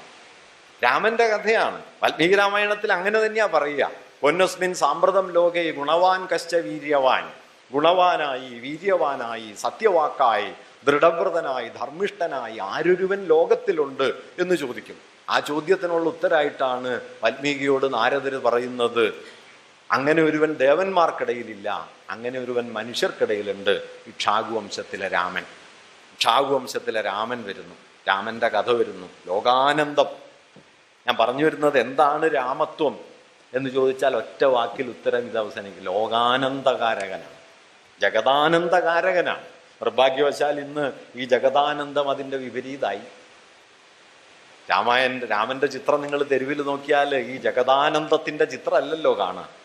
ആരുടെ നെഞ്ചിന് നേരെയോ കൊലച്ചു വെച്ച വില്ലുമായിട്ട് ഒരു പരാക്രമിയായ രാമൻ കാത്തു നിൽക്കുന്നു. ഇതായിരുന്നില്ല കേട്ടോ ഗാന്ധിയുടെ രാമൻ, ഇതായിരുന്നില്ല വാൽമീകിയുടെ രാമൻ. അങ്ങനെ ആ കൊലച്ചു വെച്ച അമ്പിൽ നിന്ന് പുറപ്പെട്ട ഒരു അമ്പേറ്റ്, വില്ലിൽ നിന്ന് പുറപ്പെട്ട അമ്പേറ്റ് വീണ കിളിയുടെ കരച്ചിലിൽ നിന്ന് രാമൻ ഉണ്ടായി. വീണ കിളിയിൽ നിന്നല്ല, എയ്ത കാട്ടാളനിൽ നിന്നുമല്ല, വീണ കിളിയുടെ കരച്ചിലിൽ നിന്ന്. ഗാന്ധിജി അങ്ങനെയാണ് ഈ രാമനെ കണ്ടത്. ഞാൻ പറഞ്ഞു വന്നത് എന്താന്ന് വെച്ച് കഴിഞ്ഞാൽ, അങ്ങനെ ഒരു സങ്കല്പമാണെങ്കിലും വാസ്തവത്തിൽ നമ്മുടെ സങ്കല്പത്തിൻ്റെ, കാവ്യസങ്കല്പത്തിൻ്റെ ചരിത്രത്തിലെ വലിയ ആവിഷ്കാരങ്ങളിൽ ഒന്നാണ് ഈ ആദികാവ്യം, ആദി ശ്ലോകം എന്നൊക്കെ പറയുന്നത്. യസ്യ ശോകാത് സമുത്പന്നം ശ്ലോകം ബ്രഹ്മാവി പൂജതി. ശോകത്തിൽ നിന്ന് ജനിച്ച ശ്ലോകം എന്ന് പറയുന്ന ഒരു ആശയം. ഞാൻ നേരത്തെ പറഞ്ഞതുപോലെ രാമായണവും മഹാഭാരതവും ഇതിഹാസങ്ങളാണ് എന്ന് പറയുമെങ്കിലും രാമായണം പൊതുവിൽ ഇതിഹാസ ഭാവനയുടെ വൈരുദ്ധ്യങ്ങളോ കലക്കങ്ങളോ ആന്തരിക സംഘർഷങ്ങളോ ഏറെയൊന്നും ഉൾക്കൊള്ളുന്ന കൃതിയല്ല. രാമന്റെ ചില ആന്തരിക സംഘർഷങ്ങൾ ഇല്ല എന്നല്ല, പക്ഷെ മഹാഭാരതം പ്രകാശിപ്പിക്കുന്നത് പോലെ മഹാഭാരതത്തിന്റെ അവസാനത്തിൽ വ്യാസന്റെ വിലാപമുണ്ടല്ലോ, ഊർധബാഹുർ വിരമേഷു നച കശ്ചിൽ ശൃണോതി മാം ധർമാദർത്ഥശ്ച കാമശ്ച സധർമ്മം കിംന സേവ്യത. ധർമ്മത്തിൽ നിന്ന് അർത്ഥം ജനിക്കുന്നു, ധർമ്മത്തിൽ നിന്ന് കാമം ജനിക്കുന്നു. പക്ഷേ ഈ ധർമ്മത്തെ ആരും പാലിക്കാത്തതെന്തേ? പാലിക്കപ്പെടാതെ പോകുന്നൊരു ധർമ്മത്തെക്കുറിച്ചാണ് വ്യാസന്റെ വിലാപം. ആ ധർമ്മം പരാജയപ്പെട്ടതിനെ കുറിച്ചാണ് വ്യാസവിലാപം. മഹാഭാരതം ഈ ധർമ്മപാലനത്തിനുള്ള നാനാതരം ശ്രമങ്ങളും അതിലെ അന്തിമമായ പരാജയത്തിൻ്റെയും കഥയാണ് പൊതുവെ പറയുന്നത്. അത് നാനാതരത്തിലുള്ള കൂടിക്കലരലുകൾ, നാനാതരത്തിലുള്ള വൈരുദ്ധ്യങ്ങൾ, സാമൂഹിക സംഘർഷങ്ങൾ, ഇതിനെയെല്ലാം ഉൾക്കൊള്ളുന്നുണ്ട് എന്ന് പറയാം. രാമായണത്തിൻ്റെ പ്രകൃതി അതല്ല. രാമായണവും മഹാഭാരതവും തമ്മിൽ താരതമ്യപ്പെടുത്തിയാൽ നമുക്ക് അവ തമ്മിലുള്ള വൈരുദ്ധ്യങ്ങൾ വളരെ കൂടുതലുണ്ട് എന്ന് മനസ്സിലാവും. ഇപ്പൊ ഒന്നാമതായി ഞാൻ നേരത്തെ പറഞ്ഞതുപോലെ രാമായണം ആദർശാത്മകമായ ഒരു കാവ്യമായിട്ടാണ് സ്വയം നിലകൊള്ളുന്നത്. മഹാഭാരതമാകട്ടെ ആദർശങ്ങളും ജീവിത വീക്ഷണങ്ങളും ഒക്കെ സന്നിഗ്ധമായി തീരുന്ന ഒരു ചരിത്രാവതരണമായി, ഇതിഹാസമായി നിലകൊള്ളുന്നു. രാമായണത്തിൻ്റേത് പൊതുവെ പറഞ്ഞാൽ അലങ്കൃതമായൊരു ഭാഷയാണ്. കാവ്യഭാഷയുടെ അലങ്കാര രൂപങ്ങൾ വളരെ കൂടുതലുള്ള, അലങ്കൃതത്വം വളരെ കൂടിയ ഒരു സാഹിത്യ ഭാഷയുടെ പ്രകൃതമാണ് രാമായണത്തിനുള്ളത്. മഹാഭാരതം വളരെ കൂടുതൽ അതിൻ്റെ പിൽക്കാല ഭാഗങ്ങളിൽ പ്രബോധനാത്മക സന്ദർഭങ്ങളിൽ ഈ അലങ്കൃത ഭാഷയുണ്ട് എന്നത് ശരിയാണെങ്കിലും മഹാഭാരതത്തിൻ്റെ ആഖ്യാന ഭാഗങ്ങളിൽ അത് വളരെ വിവരണാത്മകമാണ്, അലങ്കൃതം അല്ല. രാമായണം ഒരു കേന്ദ്ര കഥ പറഞ്ഞു പോവാണ് ചെയ്യുന്നത്. ഒരു കേന്ദ്ര കഥ, 4 കഥാപാത്രങ്ങൾ, രാമൻ, രാമപത്നി, രാവണൻ, രാമന്റെ സഹോദരൻ. ഇവരുടെ കഥ ഇങ്ങനെ പറഞ്ഞു പോവാണ് ചെയ്യുന്നത്. അത് ഏതാണ്ട് ഒരു നേർവഴിയിലൂടെ ആ കഥ പോയി പൂർത്തിയാവുകയും ചെയ്യുന്നു. മഹാഭാരതാകട്ടെ ഈ കഥ നേർവഴിയിൽ ഒരിക്കലും പറയുന്നില്ല, അത് ഉടനീളം വഴിതിരിയുന്നു. ഓരോ സന്ദർഭത്തിലും രാമായണം എവിടേക്കെങ്കിലും, മഹാഭാരതം എവിടേക്കെങ്കിലും ഒക്കെ തിരിയും, പിന്നീട് എപ്പോഴെങ്കിലും അതിലേക്ക് തിരിച്ചു വരും. രാമായണത്തിലെ യുദ്ധം തങ്ങളല്ലാത്തവർക്കെതിരെയാണ്. വാനരന്മാരും രാക്ഷസരും തമ്മിലാണ് യുദ്ധം. വാനരരെ രാമന്റെ സൈന്യമാക്കി രാമൻ രാവണനോട് യുദ്ധം ചെയ്യുന്നു, രാക്ഷസരോട് യുദ്ധം ചെയ്യുന്നു. അങ്ങനെ നോക്കിയാൽ രാമായണത്തിലെ കേന്ദ്ര നായകന്മാരുടെ, കേന്ദ്ര കഥാപാത്രങ്ങളുടെ പുറത്താണ്, അവരുടെ ജീവിത അവസ്ഥയ്ക്ക് പുറത്താണ് യുദ്ധം. അവരുടെ രക്തബന്ധുക്കളൊന്നുമല്ല, അവരുടെ ആരുമല്ല. വാനരന്മാരും രാക്ഷസന്മാരും തമ്മിൽ യുദ്ധം ചെയ്യുന്നു, രാക്ഷസന്മാർ കൊല്ലപ്പെടുന്നു, ധാരാളം വാനരന്മാരും കൊല്ലപ്പെടുന്നു. മഹാഭാരതത്തിൽ പക്ഷേ യുദ്ധം സ്വന്തം ജനങ്ങൾ തമ്മിലാണ്, തമ്മിലാണ്. അത് വളരെ പ്രധാനപ്പെട്ട വ്യത്യാസമാണ്. വാസ്തവത്തിൽ എല്ലാ യുദ്ധവും നടക്കുന്നത് തമ്മിലാണ് കേട്ടോ. യുദ്ധം നടക്കാവുന്നത് തമ്മിലാണ്. രാമായണത്തിൽ പക്ഷേ ആദർശാത്മകതയുള്ളതുകൊണ്ട് യുദ്ധം പുറത്താണ്. രാമായണത്തിൽ ധർമ്മം വ്യക്തമാണ്. ആര് ശരി ആര് തെറ്റ് എന്നത് പൊതുവെ വ്യക്തമായിട്ട് വകതിരിച്ചിട്ടുണ്ട്. മഹാഭാരതം പക്ഷേ ധർമ്മം ഒരു കുഴഞ്ഞ കേസാണ്. ധർമ്മസ്യ തത്വം നിഹിതം ഗുഹായാം. ധർമ്മതത്വം ഗുഹയ്ക്കകത്ത് മറിഞ്ഞിരിക്കുന്നു, തെളിയുന്നില്ല. ധർമ്മമാണ് ശരി, പക്ഷെ ഏതാണ് ധർമ്മം? ധർമ്മമാണ് അനുഷ്ഠിക്കേണ്ടത്, പക്ഷെ ധർമ്മം ഏതാണ്? ഒരു ഘട്ടത്തില് ധൃതരാഷ്ട്രർ പറയുന്നുണ്ട്, ജാനാമി ധർമ്മം നചമേ പ്രവൃത്തി. ധർമ്മം എന്താണെന്നറിയാം, പക്ഷെ ചെയ്യാൻ കഴിയുന്നില്ല. ജാനാമ്യധർമ്മം നചമേ നിവൃത്തി. അധർമ്മം എന്താണെന്നും അറിയാം, പക്ഷെ ചെയ്യാതിരിക്കാൻ കഴിയുന്നില്ല. വാസ്തവത്തിൽ ഇതാണ് കേട്ടോ മനുഷ്യാവസ്ഥ. അറിയാണ്ടൊന്നുമല്ല, പക്ഷെ ചെയ്യാതിരിക്കാൻ കഴിയില്ല. ജാനാമി ധർമ്മം നചമേ പ്രവൃത്തി, ജാനാമ്യധർമ്മം നചമേ നിവൃത്തി. എന്നിട്ട് പറയും, ഉള്ളിലിരുന്ന് ഏതോ ദേവൻ നയിക്കുന്നു, അതിനൊത്ത് ഞാൻ ചലിക്കുന്നു. ഇങ്ങനെ ജീവിതം, അങ്ങനെ അനാഥമായി പോകുന്നൊരു ജീവിതത്തിൻ്റെ കഥയാണ് വാസ്തവത്തിൽ ഈ മഹാഭാരതം പറയുന്നത്. അതുകൊണ്ടാണ് ഈ ഇദ്ദേഹം പറയുന്നത്, അമർത്യാസൻ പറയുന്നത്, നിങ്ങൾ മഹാഭാരതം കൊണ്ട് വേണം ഗീത വായിക്കാൻ, ഗീതയെ കൊണ്ട് മഹാഭാരതം വായിച്ചാൽ മഹാഭാരതം മനസ്സിലാവില്ല എന്ന് പറയുന്നത്. രാമായണം പൊതുവിലൊരു വിജയഗാഥയാണ്, ട്രയംഫിക്കാണെന്ന് പറയാം. ഒരു അന്തിമമായ വിജയത്തിൻ്റെ കഥ പറയുന്നു. മഹാഭാരതം അന്തിമമായ നാശത്തിൻ്റെ കഥയാണ് പറയുന്നത്. ട്രയംഫ്, ഒരു വിജയോന്മാദത്തിൻ്റെ കഥയിലാണ് രാമായണം നിൽക്കുന്നതെങ്കിൽ ഒരു സർവനാശകമായ മഹായുദ്ധത്തിലാണ്, ഒരു ട്രാജഡിയിലാണ് മഹാഭാരതം അവസാനിക്കുന്നത്. രാമായണം ശരിതെറ്റുകളെ കൃത്യമായി ഉറപ്പിക്കുന്നു, അഫർമേറ്റീവാണ്. ഇത് ശരി ഇത് തെറ്റ് എന്ന് പറയുന്നു. മഹാഭാരതം ഇൻട്രോഗേറ്റീവാണ്, അന്വേഷണാത്മകമാണ്. ഏതാണ് ശരി, ഏതാണ് ശരിയെന്ന് മഹാഭാരതത്തിന് ഉത്തരവൊന്നുമില്ല. ഏത് ശരി പറഞ്ഞാലും ആ ശരിക്കുള്ളിൽ ഒരു തെറ്റ് മഹാഭാരതം കണ്ടെത്തുന്നുണ്ട്. രാമായണത്തിൽ അങ്ങനെ ശരിക്കുള്ളിൽ ഒരു തെറ്റില്ല, തെറ്റിനുള്ളിൽ ഒരു ശരിയുമില്ല. മഹാഭാരതം അത് കൃത്യമായി പറയുന്നുണ്ട്. ഏതാണ്? ജയോയം അജയാകാരോ ജയസ്തസ്മാൽ പരാജയ. ജയം തന്നെ പരാജയം. അതുകൊണ്ട് ജയിച്ചെടുത്ത് തോറ്റവന്റെ കഥയാണ് മഹാഭാരതം. രാമായണം പക്ഷെ ജയിച്ചത് തന്നെയാണ്, തോക്കുന്നില്ല എന്ന് പറയാം. രാമായണത്തിലെ നായകൻ സൽഗുണസമ്പന്നനായ രാമനാണ്. മഹാഭാരതത്തിൽ പക്ഷെ നിങ്ങൾക്ക് ഗുണപൂർത്തിയാന്ന ഒരാളെയും കാണാൻ പറ്റില്ല. കൃഷ്ണനടക്കം ഒരാളെയും നിങ്ങൾക്ക് ഗുണവാനായി, പൂർണ്ണ ഗുണവാനായി കാണാൻ പറ്റില്ല. രാമായണത്തിൽ സഹോദരനായ ഭരതൻ തനിക്കുമേൽ വച്ചു നീട്ടപ്പെട്ട രാജ്യം ഉപേക്ഷിക്കുകയാണ് ചെയ്യുന്നത്, നിരസിക്കുകയാണ് ചെയ്യുന്നത്. മഹാഭാരതത്തിൽ സഹോദരന്മാർ തമ്മിൽ രാജ്യത്തിന് വേണ്ടി പൊരുതുകയാണ് ചെയ്യുന്നത്. വാസ്തവത്തിൽ നടക്കാനിടയുള്ളതും നടന്നിട്ടുള്ളതും മഹാഭാരതമാണ് കേട്ടോ. മറ്റതൊക്കെ നമ്മുടെ സ്വപ്നമാണ്. കവിത ഒരു അതീത സ്വപ്നമാണല്ലോ. കെട്ട ജീവിതം ഉണ്ട് എനിക്കെന്നാൽ മറ്റൊരു കാവ്യജീവിതം മഞ്ഞിൽ എന്നത് രാമായണത്തിനും ശരിയാണ്. രാമായണം രാമരാജ്യത്തെക്കുറിച്ചാണ് പറയുന്നത്, മഹാഭാരതം കുരുക്ഷേത്രത്തെക്കുറിച്ചാണ് പറയുന്നത്. വാൽമീകി രാമായണത്തിൽ രാമൻ അവതരിക്കുന്നത് വാൽമീകിയുടെ ചോദ്യത്തോടെയാണ്. എന്നെ ആരാണ് ഗുണവാനായി, വീര്യവാനായി, സത്യവാക്കായി, ദൃഢവ്രതനായി ഉള്ളത് ആരാണ് എന്ന മനുഷ്യത്വത്തിൻ്റെ ഗുണപൂർണതയെ ആണ് രാമനായിട്ട് രാമായണം വിശേഷിപ്പിച്ച് തുടങ്ങുന്നത്. മനുഷ്യത്വത്തിൻ്റെ ഗുണപൂർണത. വാസ്തവത്തിൽ ഗാന്ധിജി ആകർഷിച്ച ഒരാശയം അതായിരുന്നു. ഗാന്ധിജി രാമനിലേക്ക് പോയത് ആ പോയിന്റിലാണ്. നിർഭാഗ്യവശാൽ രാമൻ വേറൊന്നായി പോയതുകൊണ്ട് അതിൻ്റെ പാപം ഗാന്ധിജിക്കും കുറെ കിട്ടിയപ്പോൾ. ഗാന്ധിജി രാമനെ കണ്ടത് ഈ ഗുണപൂർണതയിലാണ്. എന്തൊക്കെ വിശേഷങ്ങളാണ് നോക്കൂ. ഗുണവാനായി, വീര്യവാനായി, സത്യവാക്കായി, ദൃഢവ്രതനായി, ധർമ്മിഷ്ഠനായി ആരൊരുവൻ ലോകത്തിലുണ്ട്. അങ്ങനെ കൊടുക്കാവുന്ന എല്ലാ വിശേഷണങ്ങളും കൊടുത്തിട്ടാണ്. ഇപ്പൊ ദൈവത്തെക്കുറിച്ച് ഗാന്ധിജി കരുതിയ സങ്കല്പം എന്താണെന്നറിയോ?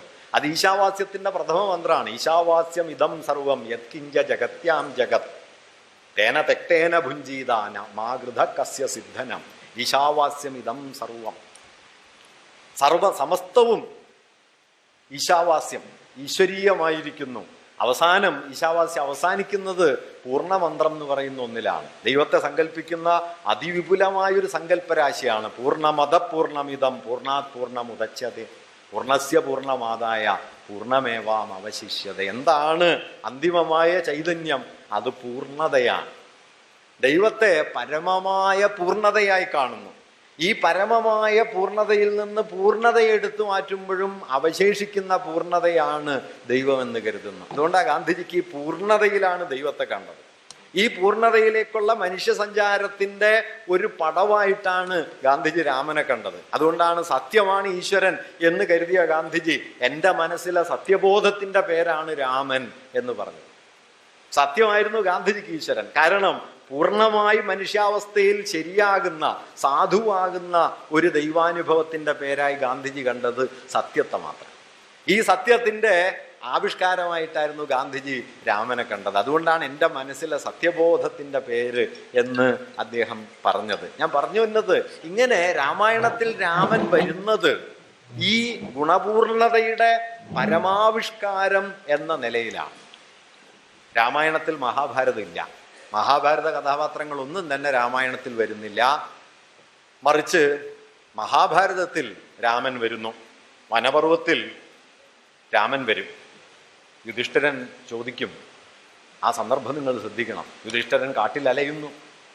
കാട്ടിലലയുന്ന സമയത്ത് തൻ്റെ ദൗർഭാഗ്യങ്ങളിൽ അങ്ങേയറ്റം പരിക്ഷീണനായി യുധിഷ്ഠിരൻ ചോദിക്കുന്ന ചോദ്യമുണ്ട്, എന്നേക്കാൾ നിർഭാഗ്യവാനായി ലോകത്ത് ആരൊരുവനുണ്ട്? ആ ചോദ്യത്തിനുള്ള ഉത്തരാണ് രാമൻ.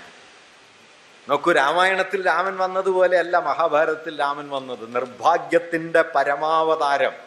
എന്നേക്കാൾ നിർഭാഗ്യവാനായ ആരൊരുവൻ ലോകത്തിലുണ്ട്? രാജാവായി ജനിച്ച് സർവ്വസൗഭാഗ്യങ്ങളോടെയും ജീവിക്കേണ്ട ഞാൻ കാട്ടിൽ അലയുന്നല്ലോ എന്ന നഷ്ടബോധത്തിന്റെ ഉച്ചസ്ഥായിയിൽ വെച്ച് യുധിഷ്ഠിരൻ ചോദിച്ച ചോദ്യത്തിന്റെ ഉത്തരമായിട്ടാണ് ഈ മഹാഭാരതത്തിൽ രാമൻ വന്നത്. ഞാൻ പറഞ്ഞു വന്നത് രാമായണത്തിലെ രാമനല്ല മഹാഭാരതത്തിലെ രാമൻ. കഥ ഒന്ന് തന്നെയാണ്. അതുകൊണ്ടാണ് രാമാനുജൻ പറയുന്നത് കഥ മാത്രമേ ഒന്നാവുള്ളൂ, ആഖ്യാനം വേറെയാണ്, കഥനം വേറെയാണ്. കഥ ഒന്നാണ്. കഥയിൽ എല്ലായിടത്തും രാമനും സീതയും ലക്ഷ്മണനും രാവണനും ഉണ്ടാവും. പക്ഷേ കഥനയുക്തിയിലേക്ക് നോക്കൂ, അതൊരു ജനതയുടെ സംസ്കാരത്തിന്റെ ഭിന്ന പ്രകാരങ്ങളെ പ്രകാശിപ്പിക്കുന്നുണ്ടാവും. അതുകൊണ്ട് രാമായണം എന്ന് പറയരുത്. കാമിൽ ബുൽക്കെ പറഞ്ഞ പേരാണ് രാമകഥ. ആ രാമകഥയുടെ ഒരാവിഷ്കാരാണ് രാമായണം. വേറൊരു ആവിഷ്കാരാണ് തായ്ലൻഡുകാരുടെ രാമകീർത്തി. വേറൊന്നാണ് രാമകീൻ, രാമചരിതമാനസം. ധാരാളം രൂപത്തിൽ രാമായണം പ്രവർത്തിച്ചു കൊണ്ടിരുന്നു. ഞാൻ പറയുന്നത് അതുകൊണ്ട് ഈ രാമായണത്തിലെയും മഹാഭാരതത്തിലെയും രാമന്മാർ തമ്മിൽ തന്നെ ഇന്ത്യയുടെ അതിപ്രസിദ്ധങ്ങളായ അതിപ്രാചീനങ്ങളായ രണ്ട് ഇതിഹാസങ്ങൾക്കുള്ളിൽ തന്നെ രാമൻ എന്ന സങ്കല്പരാശി രണ്ട് തരത്തിലാണ്, ഒരേ തരത്തിലല്ല. നമ്മളിത് സാധാരണ അങ്ങനെ ശ്രദ്ധിക്കില്ല. ഈ രാമന്റെ കഥ തന്നെയാണ് ആ രാമനും എന്ന് തോന്നും. സൂക്ഷിച്ചു നോക്കിയാൽ രാമൻ മാറിയിട്ടുണ്ട്. ഒന്ന് നിർഭാഗ്യത്തിന്റെ പരമാവതാരാണ്, മറ്റൊന്ന് ഗുണപൂർണതയുടെ പരമാവതാരാണ്. രണ്ട് ചോദ്യങ്ങളാണ്. ത്രേതായുഗവും ദ്വാപരയുഗവും എന്നാണല്ലോ സങ്കല്പം. ത്രേതായുഗം എല്ലാ ധർമ്മങ്ങളും താരതമ്യേന കൃത്യമായിട്ട് നിന്നിരുന്ന കാലാണത്രേ. ഒരു മോഹത്തിന്റെ പേരാണ് കേട്ടോ, അല്ലാതെ അതൊന്നും നടക്കണ കാര്യമല്ല. ഈ ധർമ്മം എന്ന് പറഞ്ഞു തുടങ്ങുന്നത് തന്നെ എപ്പോഴാന്ന് വെച്ചാൽ അധർമ്മം നന്നായി തുടങ്ങുമ്പോഴാണ്. വേണ്ടത്ര അധർമ്മം വരുമ്പോഴാണ് തിരുക്കുറൽ ഉണ്ടാവുക, അല്ലെങ്കിൽ തിരുക്കുറൽ ഉണ്ടാവില്ല. അധർമ്മം വേണ്ടത്ര വരണം. അതുകൊണ്ട് ഈ ധർമ്മ വിചാരം തന്നെ അധർമ്മപൂർണമായ ഒരു സമൂഹത്തെ സൂചിപ്പിക്കുന്നുണ്ട്. ഇപ്പൊ എംഗൽസ് പറയുന്ന കൗതുകമുള്ളൊരു കാര്യമുണ്ട്. അന്യന്റെ മുതൽ മോഷ്ടിക്കരുതെന്ന് കൽപ്പനയിൽ പറയുമല്ലോ, 10 കൽപ്പനയിൽ. അപ്പൊ എംഗൽസ് പറയും ഈ കൽപ്പന സാധുവാകണമെങ്കിൽ 2 പ്രീ കണ്ടീഷൻസ് വേണം എന്ന് പറയും. 2 മുന്നുപാധികൾ വേണം. ഒന്ന്, മോഷ്ടിക്കപ്പെടാൻ പാകത്തിന് ആരുടെയെങ്കിലും കയ്യിൽ സ്വത്തുണ്ടാവണം. 2, മോഷ്ടിക്കാൻ പ്രേരിതരാകുന്ന മട്ടിൽ ആരെങ്കിലുമൊക്കെ ദരിദ്രരായിരിക്കണം. ഇത് രണ്ടും ഉണ്ടെങ്കിൽ മാത്രമാണ് അന്യന്റെ മുതൽ മോഷ്ടിക്കരുത് എന്നുള്ളതിന് ഒരു സ്ഥിരപ്രമാണമായിട്ട് നിൽക്കാൻ പറ്റൂ. അല്ലെങ്കിൽ പിന്നെ ചിലരുടെ ഒരു കൗതുകമൊക്കെ ഉണ്ടാവും. ഇപ്പം എവിടെ പോയാലും എന്തെങ്കിലും എടുത്തുകൊണ്ട് തന്നെ ആളുകളുണ്ടല്ലോ, അതൊരു സന്തോഷമായിട്ട് കണ്ടാൽ മതി. അതിന് നമ്മളൊരു മോഷണമായിട്ട് കണ്ടു. ഇപ്പം ഞങ്ങൾ മാരേജ് പഠിക്കുമ്പോൾ എൻ്റെ കൂടെ ഒരു സഖാവ് ഉണ്ടായിരുന്നു. അപ്പോൾ പ്രിൻസിപ്പളിനെയൊക്കെ കാണാൻ പോയാൽ തിരിച്ചു വരുമ്പോൾ ഒരു പേപ്പർ വെയിറ്റോ ഒരു പേനയോ എന്തെങ്കിലുമൊക്കെ അദ്ദേഹത്തിൻ്റെ കയ്യിലുണ്ടാവും. അതൊരു സന്തോഷം. അതിന് നമ്മൾ മോഷണമായിട്ട് കാണുന്നുണ്ടാവും. അതുകൊണ്ടാണ് മറ്റേ അയ്യപ്പണിക്കര് പറഞ്ഞത്, വെറുതെ മോഷ്ടാവായവരെന്നെ കള്ളനെന്ന് വിളിക്കല്ലേ. അങ്ങനെ വിളിച്ചുവിടാം. മറിച്ച് കള്ളൻ ഉണ്ടാവുന്ന എപ്പോഴാണ്? കക്കാൻ പാകത്തിന് ആരുടെയും കയ്യിൽ സ്വത്തുണ്ടാവുക. കക്കാൻ തോന്നുന്ന മട്ടിൽ നിങ്ങളുടെ കയ്യിൽ ഒന്നും ഇല്ലാണ്ടിരിക്കുക. അപ്പം നിങ്ങൾ മോഷ്ടാവായി പോകും. അങ്ങനെയാണ് ജീൻവാൽജി മോഷ്ടിക്കുന്നത്. അങ്ങനെയാ ജീൻവാൽജി മോഷ്ടിച്ചത്. ആ മോഷ്ടിച്ച വെള്ളിക്കാലും കൊണ്ട് ഇൻസ്പെക്ടർ ജീൻവാൽജീനെ പിടിച്ച് അച്ഛൻ്റെ അടുത്തെത്തി, മെത്രാൻ്റെ അടുത്തെത്തി. ഡിയിലെ മെത്രാൻ, താങ്കളുടെ വെള്ളിക്കാലല്ലേ? അതേയല്ലോ, ഇത് ഇയാൾ മോഷ്ടിച്ചതാണ്. അപ്പം മെത്രാൻ പറഞ്ഞു, മോഷ്ടിച്ചതല്ല, ഞാൻ കൊടുത്തതാണ്. ഭയങ്കര ഉത്തരാണ്. ആദ്യമായിട്ട് കാണുകയാണ് ഈ കള്ളനെ. അപ്പോഴാ പറഞ്ഞത് ഞാൻ കൊടുത്തതാണ്. അപ്പോൾ പോലീസ് ഓഫീസർ ചോദിക്കും, താങ്കൾ ഇവൻ അറിയുമോ? അറിയും. ആരാണ്? എൻ്റെ സഹോദരൻ. ഫ്രഞ്ച് വിപ്ലവത്തിൻ്റെ ഉത്തരാണ് കേട്ടത്. ഞാൻ നേരത്തെ പറഞ്ഞില്ലേ, ഗുരുവിൽ വരുന്ന അനുകമ്പ ബുദ്ധന്റെ കരുണയാണെന്ന് പറഞ്ഞില്ലേ, അതുപോലെ ഫ്രഞ്ച് വിപ്ലവം ഉണ്ടാക്കിയ ഒരു ഉത്തരമായിരുന്നു സാഹോദര്യം. സാഹോദര്യം, ആ സാഹോദര്യം വരികയാണ്. നോവലിൽ വന്നു, പലയിടത്തും വന്നു. ഞാൻ പറഞ്ഞത്, അങ്ങനെ ഈ രാമായണത്തിനകത്ത് രാമൻ ഭിന്ന പ്രകൃതിയായിട്ട് മാറുന്നുണ്ട്. രാമകഥയ്ക്കുള്ളിൽ തന്നെ, നമ്മുടെ ഇതിഹാസങ്ങൾക്കുള്ളിൽ തന്നെ രാമൻ ഭിന്ന പ്രകൃതിയായി മാറുന്നുണ്ട്. ഒരു രാമനെയല്ല നമ്മൾ കാണുന്നത് എന്ന് ഓർക്കണം. കാമിൽ ബുൽക്കെ, ഞാൻ ഈ നേരത്തെ പറഞ്ഞ രാമകഥ എന്ന അദ്ദേഹത്തിൻ്റെ ഗവേഷണ പഠനത്തിൽ എണ്ണി നോക്കുന്നുണ്ട് എത്ര രാമായണങ്ങളുണ്ട്. ഇന്ത്യയിൽ സംസ്കൃത ഭാഷയിലുണ്ടായിരുന്ന ഭിന്ന ഭിന്ന രാമായണങ്ങൾ, ഇന്ത്യയിലെ പ്രാദേശിക ഭാഷകളിലുണ്ടായിരുന്ന രാമായണങ്ങൾ, അതുപോലെ ലോകത്തെ ഇന്ത്യക്ക് പുറത്തുള്ള വിഭിന്ന ഭാഷകളിൽ രൂപപ്പെട്ട രാമായണങ്ങൾ, നാടകങ്ങളായി, നൃത്തങ്ങളായി, ശില്പങ്ങളായി, ചുവർച്ചിത്രങ്ങളായി, പാവകളിയായി, നിഴൽ നാടകങ്ങളായി, നാടോടി കഥകളായി പ്രചരിച്ച രാമായണങ്ങൾ ആകാവുന്ന അത്രയും എണ്ണി തിട്ടപ്പെടുത്തിയിട്ട് 300 രാമായണങ്ങൾ എന്ന് ബുൽക്കെ കണക്കിലെത്തുന്നുണ്ട്. 300 രാമായണങ്ങൾ. ഈ 300 രാമായണങ്ങൾ ഒരു ആദിരാമായണത്തിൻ്റെ വ്യാഖ്യാനമൊന്നുമല്ല. ഒരാദിരാമായണം പല പല നിലയ്ക്ക് വ്യാഖ്യാനിച്ചുണ്ടായതല്ല. ഇപ്പം നമ്മുടെ ചില ഈ കർണാടക സംഗീതജ്ഞന് പറയും, ഈ നാടൻ പാട്ടുണ്ടല്ലോ, ഈ പാട്ട് പന്തുവരാളി കുറച്ചങ്ങ് തെറ്റിപ്പോയതാണ്. ഈ നാടൻ പാട്ട് പരിഷ്കരിച്ചുണ്ടാക്കിയതാ പന്തുവരാളി, അല്ലാതെ പന്തുവരാളി തെറ്റിപ്പോയതല്ല നാടൻ പാട്ട്. ഞാനിത് കേട്ടിട്ടുണ്ട്. ലെക്ചർ ഡെമോൺസ്ട്രേഷൻ എന്ന് പറഞ്ഞിട്ട് രാഗം ആദ്യം വിസ്തരിച്ച് കേൾപ്പിക്കും, എന്നിട്ട് നാടൻ പാട്ട് പാടും, എന്നിട്ട് പറയും ഈ സ്വരസ്ഥാനം ഒന്നങ്ങ് മാറ്റിക്കഴിഞ്ഞാൽ ദാ ഈ നാടൻ പാട്ടായി എന്ന്. ഈ നാടൻ പാട്ടിൽ സ്വരസ്ഥാനം ഒന്ന് കൂട്ടിച്ചേർത്തിട്ട് ഈ പാട്ടുണ്ടാക്കിയതാ. പക്ഷെ പറഞ്ഞു പിന്നെ എന്തായി എന്ന് വെച്ചാൽ ആദിമൂലം ഏതാ? ആദിമൂലം രാഗമാണ്. നാടൻ പാട്ടോ രാഗം വഴിവഴച്ചു പോയതാ നാടൻ പാട്ട് എന്ന് നാം ഇപ്പൊ ശീലിക്കുന്നുണ്ട്. നമ്മുടെ അഭിജാതമായ സംഗീത വിചാരം തന്നെ ഈ രാഗത്തെ സംഗീതത്തിന്റെ അടിസ്ഥാന ഘടനയായി സങ്കല്പിക്കുകയും രാഗത്തിന്റെ വഴിപഴച്ച ആവിഷ്കാരങ്ങളാണ് നാടൻ പാട്ടുകളെന്ന് വിശദീകരിക്കുകയും ചെയ്യുന്ന ഒരു ശുദ്ധിവാദമുണ്ട്. ആ ശുദ്ധിവാദത്തിന്റെ മൂലസത്യത്തെക്കുറിച്ചുള്ള നമ്മുടെ ആധുനികമായ ഉത്കണ്ഠയുടെ മറ്റൊരു തരത്തിലുള്ള ആവിഷ്കാരമാണ് ഒരൊറ്റ ആദികാവ്യം. ഈ ആദികാവ്യത്തിന്റെ ഭിന്ന ഭിന്ന വ്യാഖ്യാനങ്ങളായിട്ട് വന്ന 300 രാമായണങ്ങൾ അല്ല, മറിച്ച് ഒരു കഥനതന്തു, രാമകഥ. ആ കഥനതന്തുവിന് ലോകത്തെ മനുഷ്യർക്കിടയിൽ കൈവന്ന നാനാതരം പാഠാന്തരങ്ങൾ, ആ പാഠാന്തരങ്ങളിൽ ചിലതിന് പിൽക്കാലത്ത് കൈവന്ന വലിയ സ്വാധീന ശക്തി. അതിന് പല കാരണങ്ങളുണ്ട്. ഇപ്പൊ രാമായണം നാം ഇന്ന് കാണുന്ന വലിപ്പത്തിലേക്ക് ഇന്ത്യയിൽ എത്തിയതിൻ്റെ ഒരു കാര്യം മഹാത്മാഗാന്ധിയാണ്. അദ്ദേഹം ഉദ്ദേശിച്ചിട്ടില്ലാത്ത അർത്ഥത്തിലേക്കൊക്കെ അത് പോയി. ഇപ്പൊ ഗാന്ധിജിയുടെ വധത്തിലേക്ക് തന്നെ രാമായണം എത്തിയല്ലോ. പരമരാമഭക്തന്മാർ തന്നെയാണ് ഗാന്ധിജിയുടെ വധത്തിലേക്ക് വഴി തുറന്നു കൊടുത്തത്. മഹാത്മാ ഗോഡ്സെ വരാനിരിക്കുന്നു.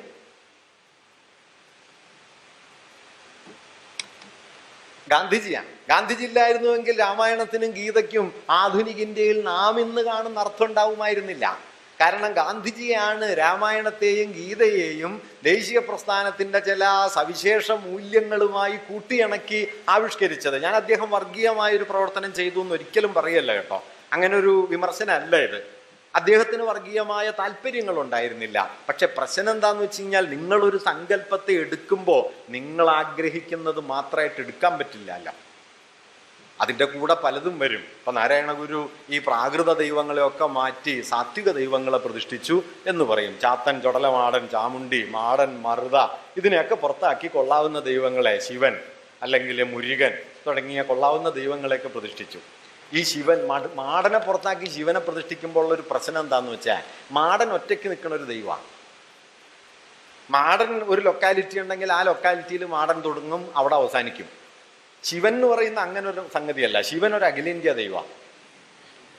ശിവൻ ഒരു വലിയ ഡിസ്കോഴ്സിനകത്ത് നിൽക്കുകയാണ്.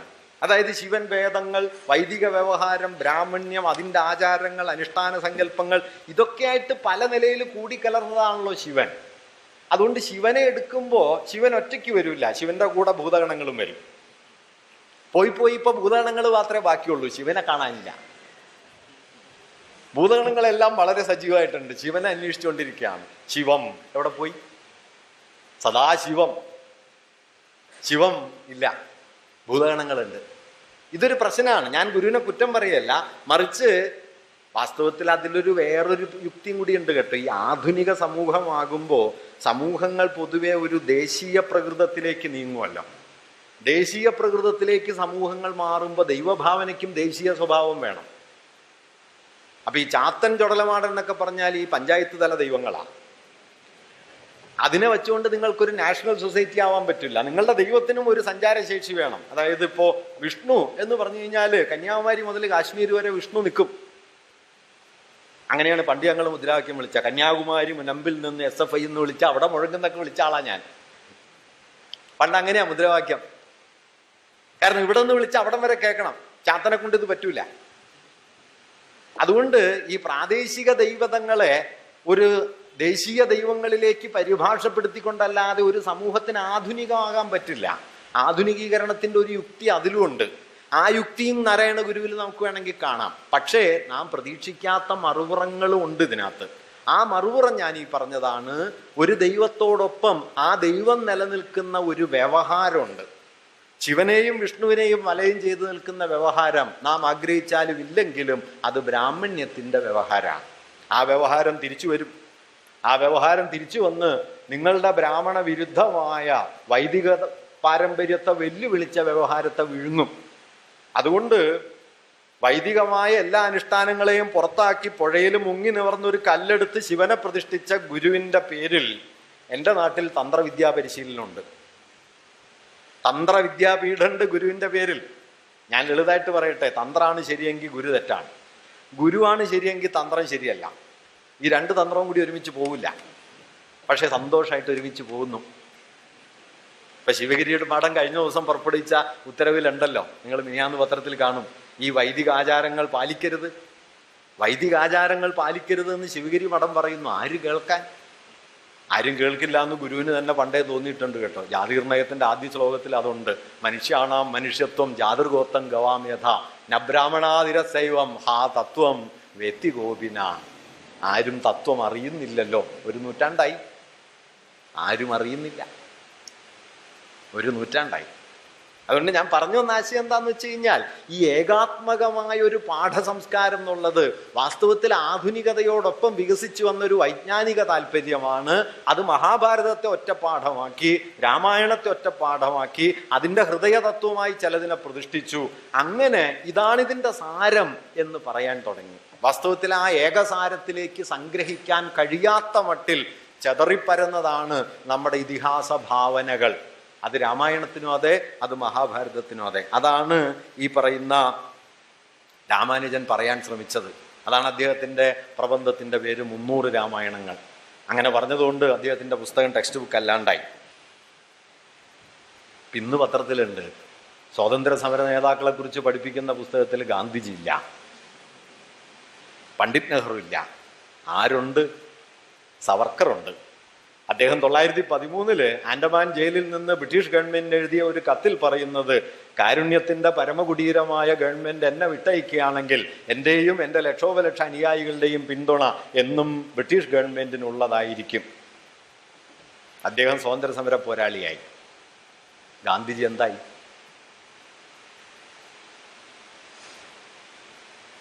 ഇത് വിചിത്രമായൊരു കാര്യമാണ്. ഇപ്പോൾ ഗാന്ധിജി ഇന്ത്യയുടെ ദേശീയ സ്വാതന്ത്ര്യം നേടിയ സമയത്ത് ഗാന്ധിയോട് ചോദിക്കുന്നുണ്ട്, ഇന്ത്യ ഒരു രാഷ്ട്രമാവുകയാണ്. ഗാന്ധിയോട് ചോദിച്ചൊരു ചോദ്യം, Bapuji, what will be the primary function of Indian nation? എന്താണ് ഇന്ത്യ എന്ന രാഷ്ട്രത്തിൻ്റെ ആദ്യ ധർമ്മം, ദൗത്യം?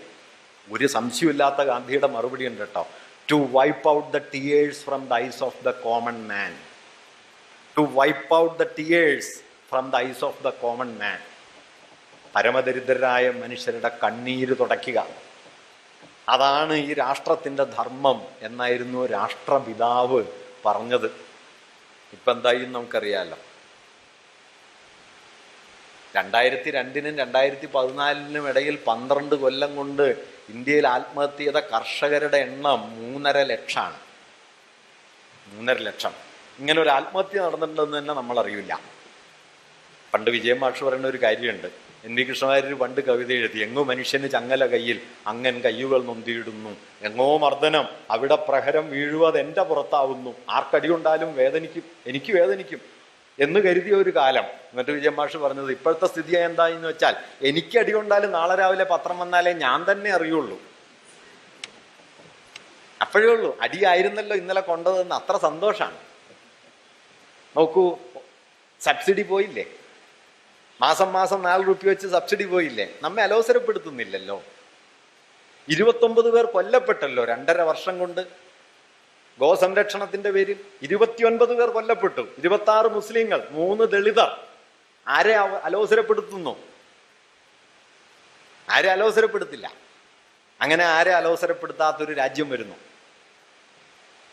അതാണ്. അപ്പോഴാണ് ഗാന്ധിയുടെ വാക്കോർക്കേണ്ടത്, to wipe out the tears from the eyes of the common man. ഞാൻ അതുകൊണ്ടാണ് പറഞ്ഞത്, ഒരാശയം അതിന്റെ വിപരീതത്തിലേക്ക് പോകും. ഗാന്ധിജി രാമനെ കണ്ടത് സത്യബോധം, ദൈവമായിട്ടൊന്നുമല്ല, അയോധ്യാപതിയല്ല, ദശരഥപുത്രനല്ല, സീതയുടെ ഭർത്താവല്ല, സത്യബോധം, ഗുണവാൻ, വീര്യവാൻ, പൂർണ്ണത, അതൊക്കെയായിട്ട് കണ്ടു. അതിങ്ങനെയുള്ള ഒരു പ്രകാരത്തിലേക്ക് വഴിതിരിഞ്ഞ് എത്തുകയും ചെയ്തു. എന്തായാലും ഞാൻ പറഞ്ഞു വന്നത്, ഈ രാമാനുജൻ ഈ 300 രാമായണങ്ങൾ എന്ന് പറയുന്നതിൻ്റെ താല്പര്യം ഇതാണ്. അപ്പം അദ്ദേഹം എണ്ണി തിട്ടപ്പെടുത്തി പറയുന്നുണ്ട് ഏതൊക്കെ ഭാഷകളിൽ നിങ്ങൾക്ക് രാമായണ കഥ കാണാം. അദ്ദേഹം അതിൻ്റെ ഒരു ചെറിയ പട്ടിക കൊടുക്കുന്നുണ്ട്. അത് ഞാൻ വെറുതെ ഒന്ന് വായിക്കാം.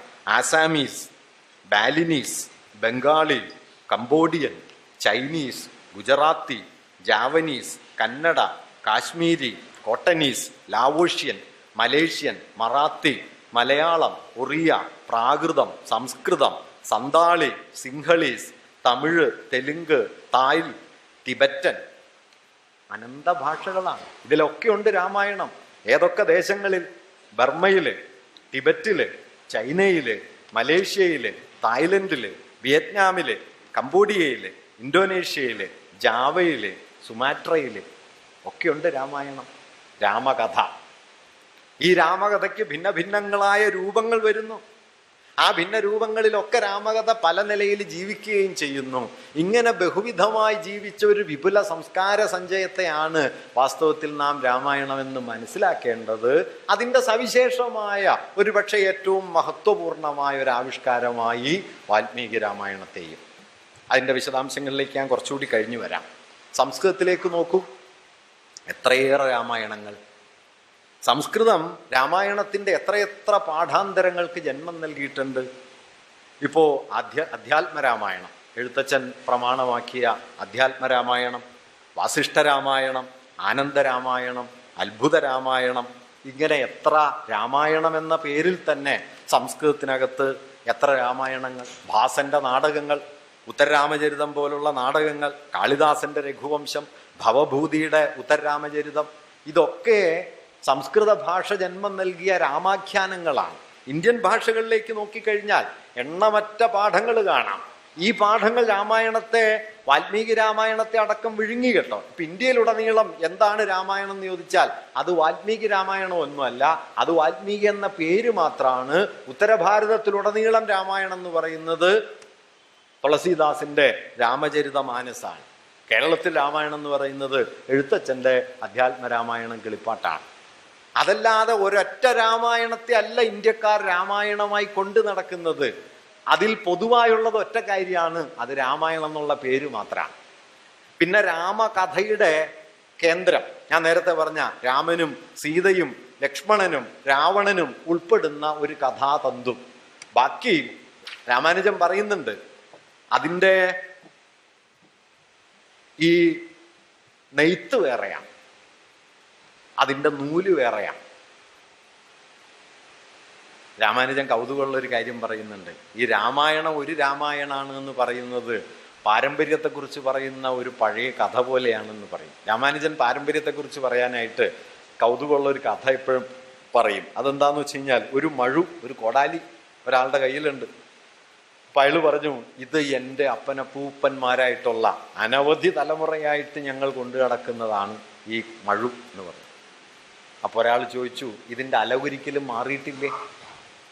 അപ്പം അയാൾ പറഞ്ഞു, അതല്ല, 1-2 തവണ അലക് മാറേണ്ടി വന്നിട്ടുണ്ട്, അത് ഒടിഞ്ഞു പോയി, പൊട്ടിപ്പോയി, അലക് മാറി, എങ്കിലും മഴു പഴയത് തന്നെയാണ്.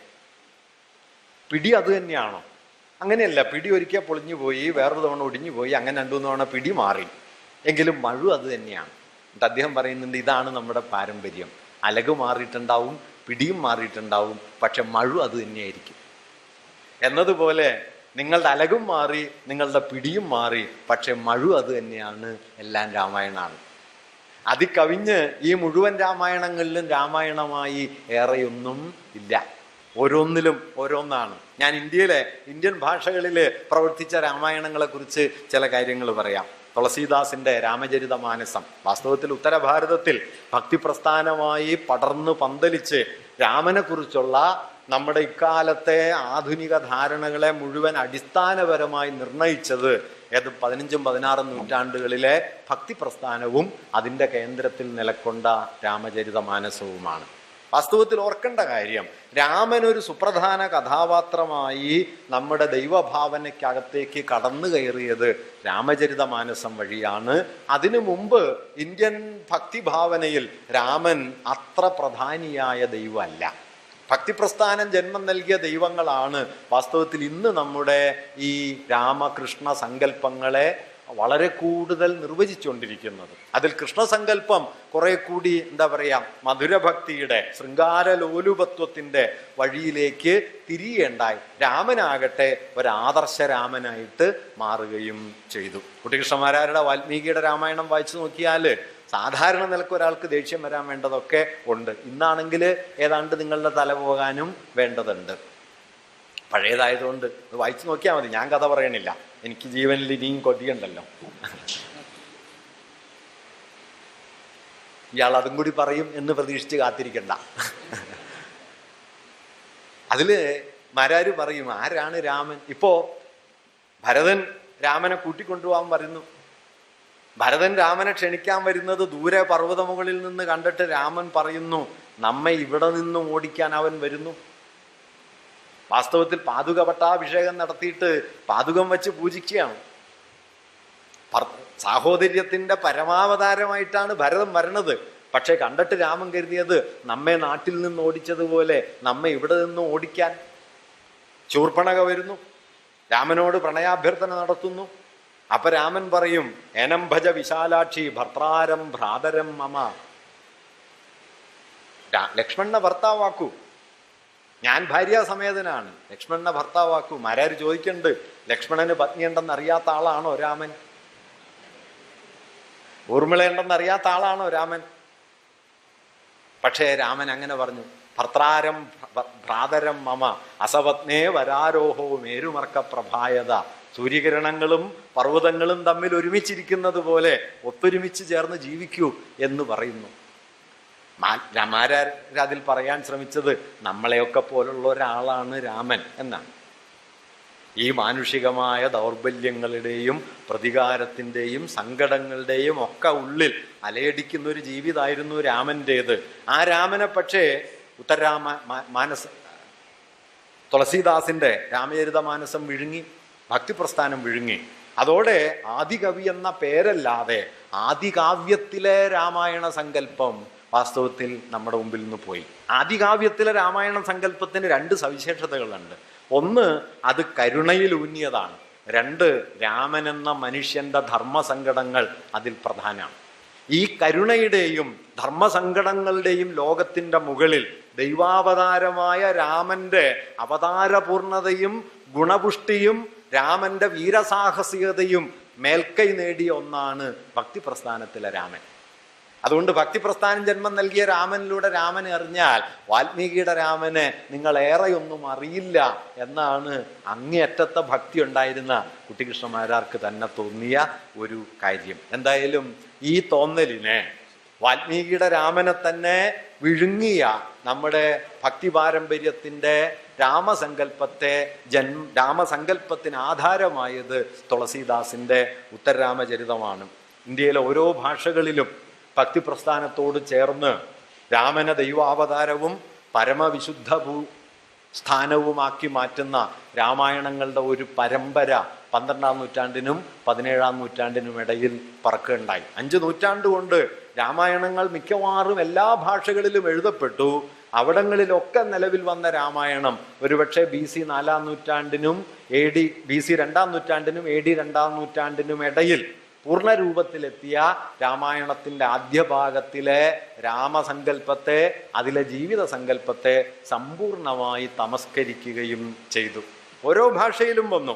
കാശ്മീരി രാമായണം, രാമാവതാര ചരിതം എന്ന പേരിൽ കാശ്മീരി രാമായണം വന്നു. ഗുജറാത്തിൽ പ്രേമാനന്ദ സരസ്വതിയുടെ തുളസീകൃത രാമായണം വന്നു. മറാഠിയിൽ ഏകനാഥ കവിയുടെ ഭാവാർത്ഥ രാമായണം വന്നു. ആസാമിൽ മാധവ കന്ദലിയുടെ കഥാരാമായണം വന്നു. ആന്ധ്രയിൽ ബൃദ്ധരേഡിയുടെ ശ്രീരംഗനാഥ രാമായണം, കന്നഡയിൽ ജൈനമതത്തിൻ്റെ കുമുദേന്ദു രാമായണം, തമിഴിൽ കമ്പരുടെ കമ്പരാമായണം, ബംഗാളിൽ കൃത്തിവാസന്റെ കൃത്തിവാസ രാമായണം, ബുദ്ധമതത്തിൻ്റെ ദശരഥ ജാതകം, ജൈനമതത്തിൻ്റെ വിമലസൂരിയുടെ പൗമചര്യം, മലയാളത്തിലാണെങ്കിൽ രാമചരിതം മുതൽ കണ്ണശരാമായണം മുതൽ അധ്യാത്മരാമായണം കിളിപ്പാട്ട് മുതൽ നമ്മുടെ മാപ്പിള രാമായണം വരെ എത്ര പാഠങ്ങൾ! ഓരോ ഭാഷയിലും ഓരോ തരം പാഠങ്ങൾ, ഓരോ ഭാഷയിലും ഓരോ തരം രാമന്മാർ, ഓരോ തരം രാമസങ്കല്പങ്ങൾ. ഇതിനെയെല്ലാം കൂട്ടിയിണക്കുന്ന ഒരു ഐതിഹ്യ പടലം മാത്രമായിട്ടാണ് വാസ്തവത്തിൽ വാൽമീകി രാമായണമോ രാമകഥയെന്ന അടിസ്ഥാന തന്തുവോ നിലനിന്നിട്ടുള്ളത്. നമ്മൾ ഈ ജാതിയും വർണ്ണവും എന്ന് പറയുമ്പോൾ പറയാറുള്ള ഒരാശയമുണ്ടല്ലോ, പലപ്പോഴും നാട്ടിലിപ്പോൾ പറയണത് എന്താണെന്ന് വെച്ചാൽ, ഈ വർണ്ണവ്യവസ്ഥ അത്ര കുഴപ്പമൊന്നും ഉണ്ടായില്ല, വർണ്ണവ്യവസ്ഥ തൊഴിൽ വിഭജനായിരുന്നു, വർണ്ണവ്യവസ്ഥ ദുഷിച്ചാണ് ജാതിയായത്, അതുകൊണ്ട് ജാതിയാണ് മോശം, വർണ്ണം ഒരു തൊഴിൽ വിഭജനമാണ്. നല്ല ശേഷിയുള്ളവർ ഭരിക്കുക, നല്ല വിജ്ഞാനമുള്ളവർ പൂജാകാര്യങ്ങളും ബൗദ്ധിക പ്രവർത്തനങ്ങളും ചെയ്യുക, ഒരു കൂട്ടർ കച്ചവടം നടത്തുക, വേറൊരു കൂട്ടർ പാദസേവ മറ്റു കാര്യങ്ങളൊക്കെ ചെയ്യുക. വർണ്ണവ്യവസ്ഥ അത് തൊഴിൽ വിഭജനമാണ്. ഗാന്ധിജി വരെ പറഞ്ഞിരുന്നത് അങ്ങനെയാണ്. വാസ്തവത്തിൽ നിങ്ങൾ ഇന്ത്യയിലേക്ക് സൂക്ഷിച്ചു നോക്കിയാൽ നിങ്ങൾ ഈ വർണ്ണം എന്ന് പറയുന്ന സാധനത്തെ ഇന്ത്യയിൽ എവിടെയെങ്കിലും കാണുക? നിങ്ങളൊരു ബ്രാഹ്മണനെ ഇന്ത്യയിൽ കാണുക? ബ്രാഹ്മണ വിഭാഗത്തിൽപ്പെട്ട ജാതികളെ അല്ലാതെ ഒരു കേവല ബ്രാഹ്മണൻ. ഉത്തരഭാരതത്തിൽ ചെന്നാൽ ബ്രാഹ്മണ ജാതിയായി ദ്വിവേദി, ത്രിവേദി, ചതുർവേദി കാണാം. ബംഗാളിൽ ചാറ്റർജി, ബാനർജി, ചതോപാധ്യായ, ബന്ദോപാധ്യായ, നമ്മുടെ ഇവിടെ അയ്യങ്കാര്, ദീക്ഷിതര്, ഇങ്ങനെ ബ്രാഹ്മണ ജാതികളല്ലാതെ ബ്രാഹ്മണൻ എന്ന വർണ്ണം എവിടെ? വർണ്ണ ഇല്ല. വർണ്ണ ഒരു സങ്കല്പരാശിയായി മുകളിൽ നിൽക്കുന്നതേ ഉള്ളൂ. ഭൗതികമായി നിലനിന്നത് ജാതിയാണ്. ക്ഷത്രിയ വർണ്ണത്തിൽ ഒരാളില്ല, ക്ഷത്രിയ വർണ്ണത്തിൽപ്പെട്ട ജാതികളേ ഉള്ളൂ. അത് രജപുത്രന്മാരൊരു ഭാഗത്തായി, ഇവിടെ വർമ്മമാരായി, നയന്മാരിവിടെ ക്ഷത്രിയന്മാരാണെന്നൊരു സന്തോഷത്തിന് പറഞ്ഞു നടക്കുന്നുണ്ട്. അത് അവരുടെ ഒരു ആനന്ദം, ഒരു സന്തോഷത്തിന് പറഞ്ഞു നടക്കണ ശൂദ്രന്മാരാ.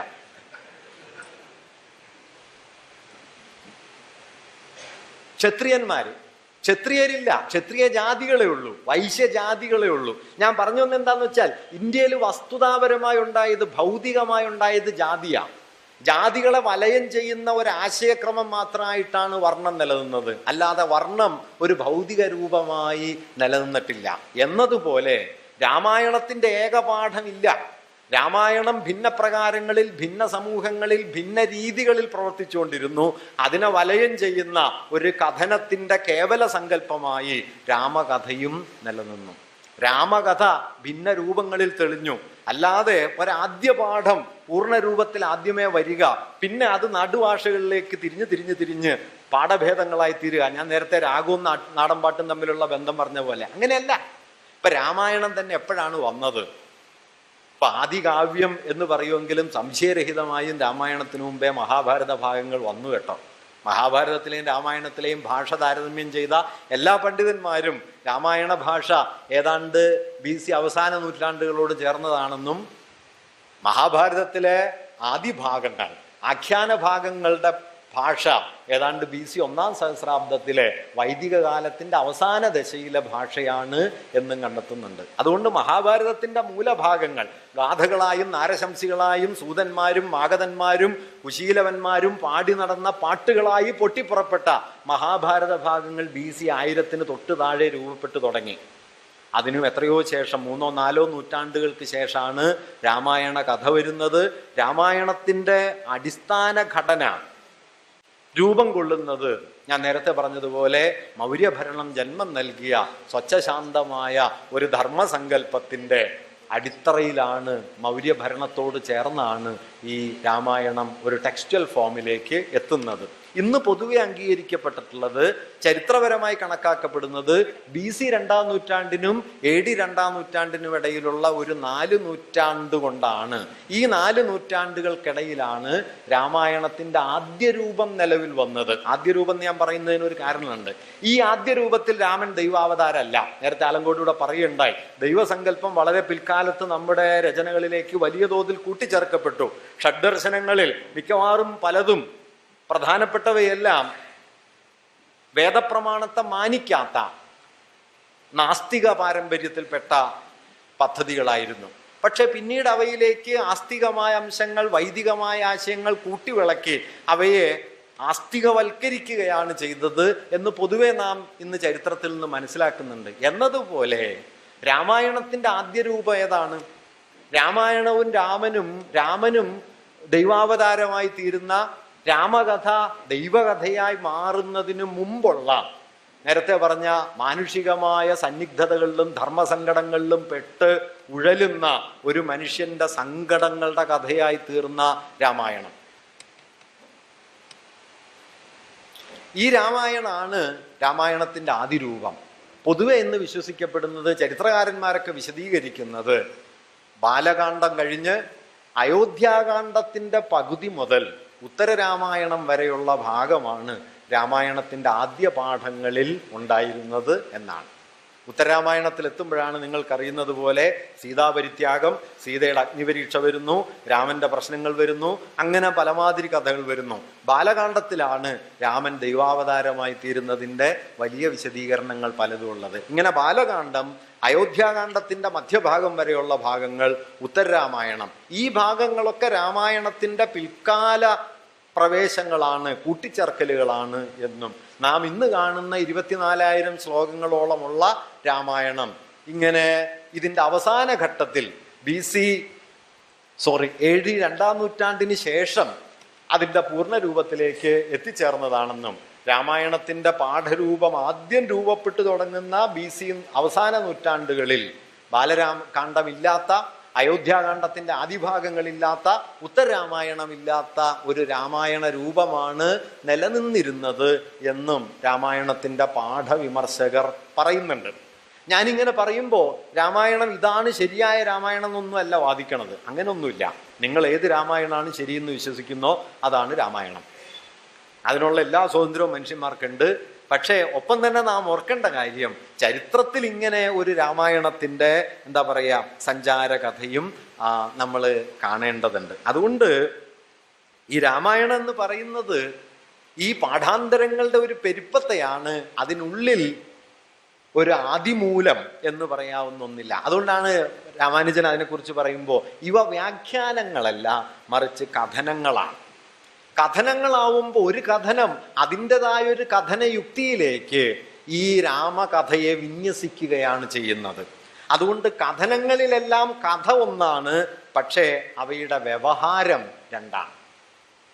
കഥ മാത്രമേ ഒന്നുള്ളൂ, വ്യവഹാരങ്ങളൊക്കെ വേറെയാണ്. ഓരോ രാമായണത്തിൻ്റെയും വ്യവഹാരം ഓരോ തരത്തിലാണ് എന്ന് കാണാൻ പറ്റും. ഇപ്പോൾ ഓരോ രാമായണവും നോക്കൂ, മുഖ്യ കഥാപാത്രങ്ങൾ ആരാണ്? എല്ലാത്തിലും രാമായണ കഥാപാത്രങ്ങളെ കാണാം, രാമകഥയിലെ കഥാപാത്രങ്ങളെ കാണാം. പക്ഷേ ഓരോ രാമായണത്തിൻ്റെയും മുഖ്യ കഥാപാത്രങ്ങൾ ഓരോ തരത്തിലാണ്. ഇപ്പോൾ വാൽമീകിയുടെ രാമായണം, വാൽമീകി രാമായണത്തിലെ രാമൻ ആണ് കേന്ദ്ര കഥാപാത്രം. ആ രാമൻ ഒരു മനുഷ്യപ്രകൃതിയായ ഒരാളാണ്, ഉത്തമ പുരുഷൻ. ഗാന്ധിജി വിളിച്ച പേര് മര്യാദാ പുരുഷോത്തമൻ, മര്യാദാ പുരുഷൻ.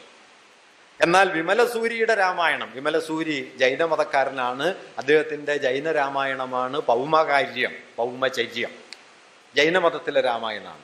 ആ രാമായണത്തിൻ്റെ കേന്ദ്രം രാമനല്ല, ആ രാമായണത്തിൻ്റെ കേന്ദ്രം രാവണനാണ്.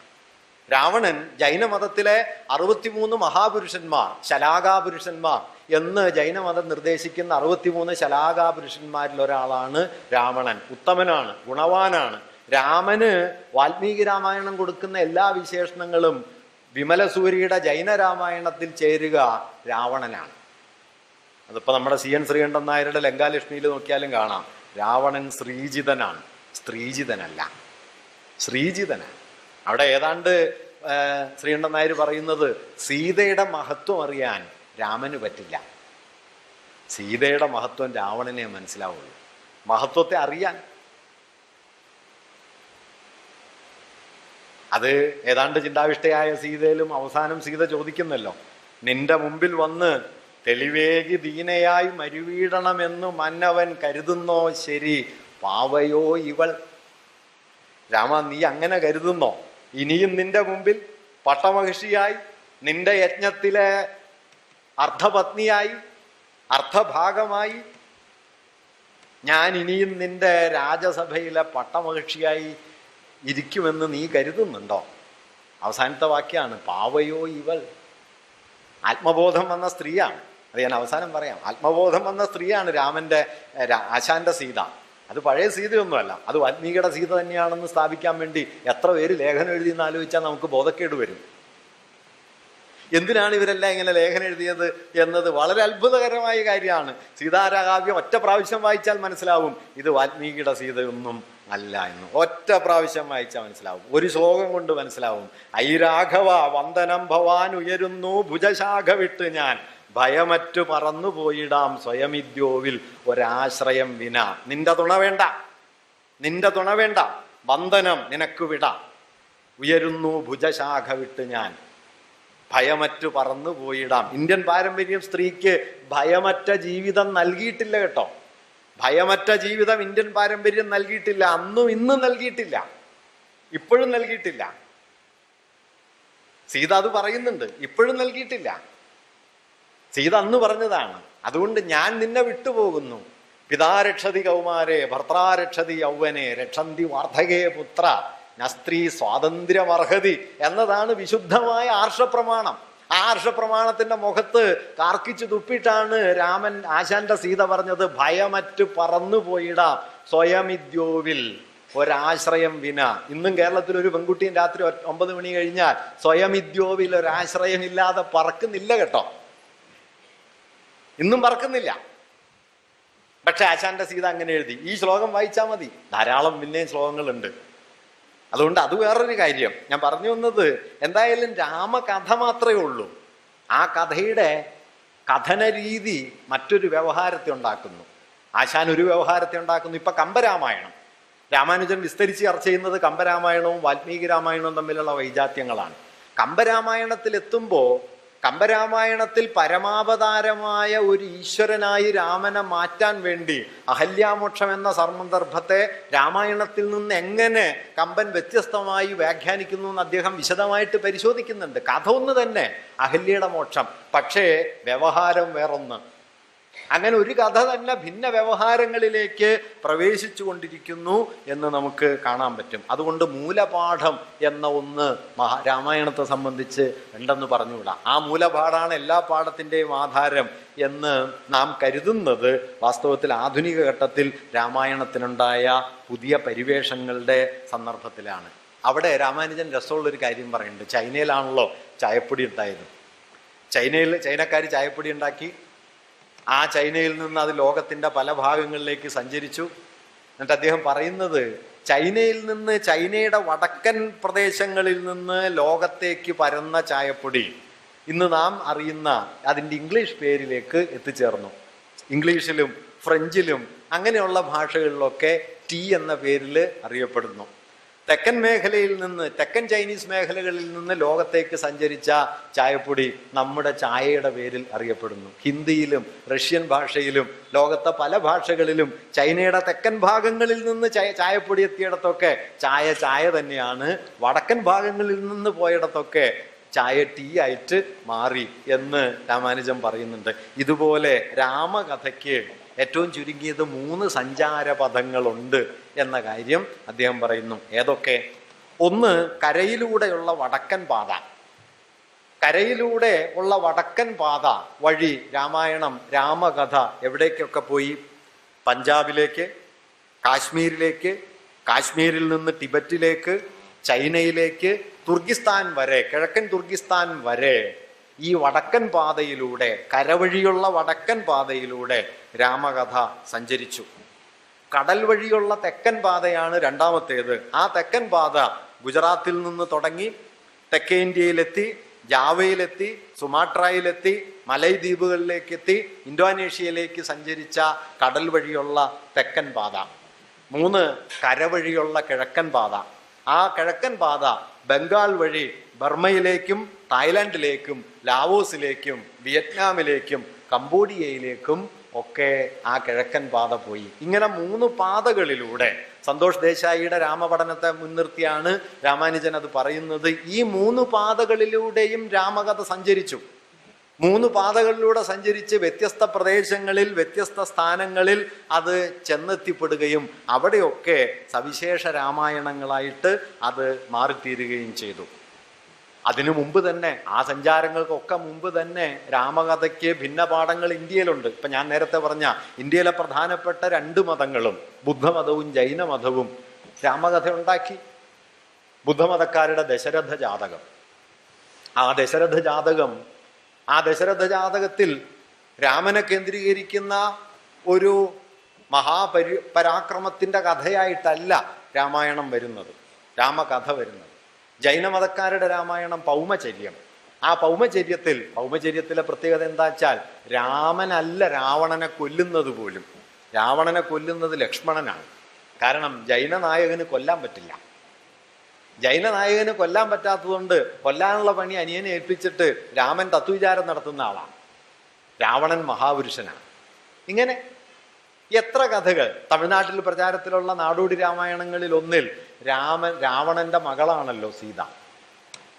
നമ്മുടെ വയലാർ രാമവർമ്മയുടെ രാവണപുത്രി വേദവതി എന്ന പേരിൽ അദ്ദേഹം ഒരു ദ്രാവിഡ നായികയെ സങ്കല്പിക്കുകയും അവളിൽ തനിക്ക് ജനിച്ച മകളാണ് സീത എന്ന് പറയുകയും ആ സീതയോടുള്ള രാവണന്റെ സ്നേഹം കൊണ്ടാണ് മകളെ മോഷ്ടിച്ചുകൊണ്ട് പോകുന്നത് എന്ന് വരികയും ചെയ്യുന്നു. നാടോടി രാമായണങ്ങൾ. കന്നഡത്തിൽ രാമാനുജൻ പറയുന്ന കൗതുകമുള്ളൊരു കാര്യമുണ്ട്. കന്നഡത്തിൽ സീത എന്നുള്ള വാക്കിൻ്റെ അർത്ഥം അയാൾ തുമ്മി എന്നാണ്. തുമ്മുക. രാവണന്റെ മൂക്കിലൂടെയാണത്രേ സീത പുറത്തു വന്നത് തുമ്മിയ സമയത്ത്. അതുകൊണ്ട് സീത എന്നുള്ള വാക്ക് രാവണന്റെ മൂക്കിൽ നിന്ന് ജനിച്ച രാവണന്റെ മകളായിട്ട് കന്നഡയിലെ നാടോടി രാമായണങ്ങളിൽ ഒന്നിൽ സീതയെ കാണാം.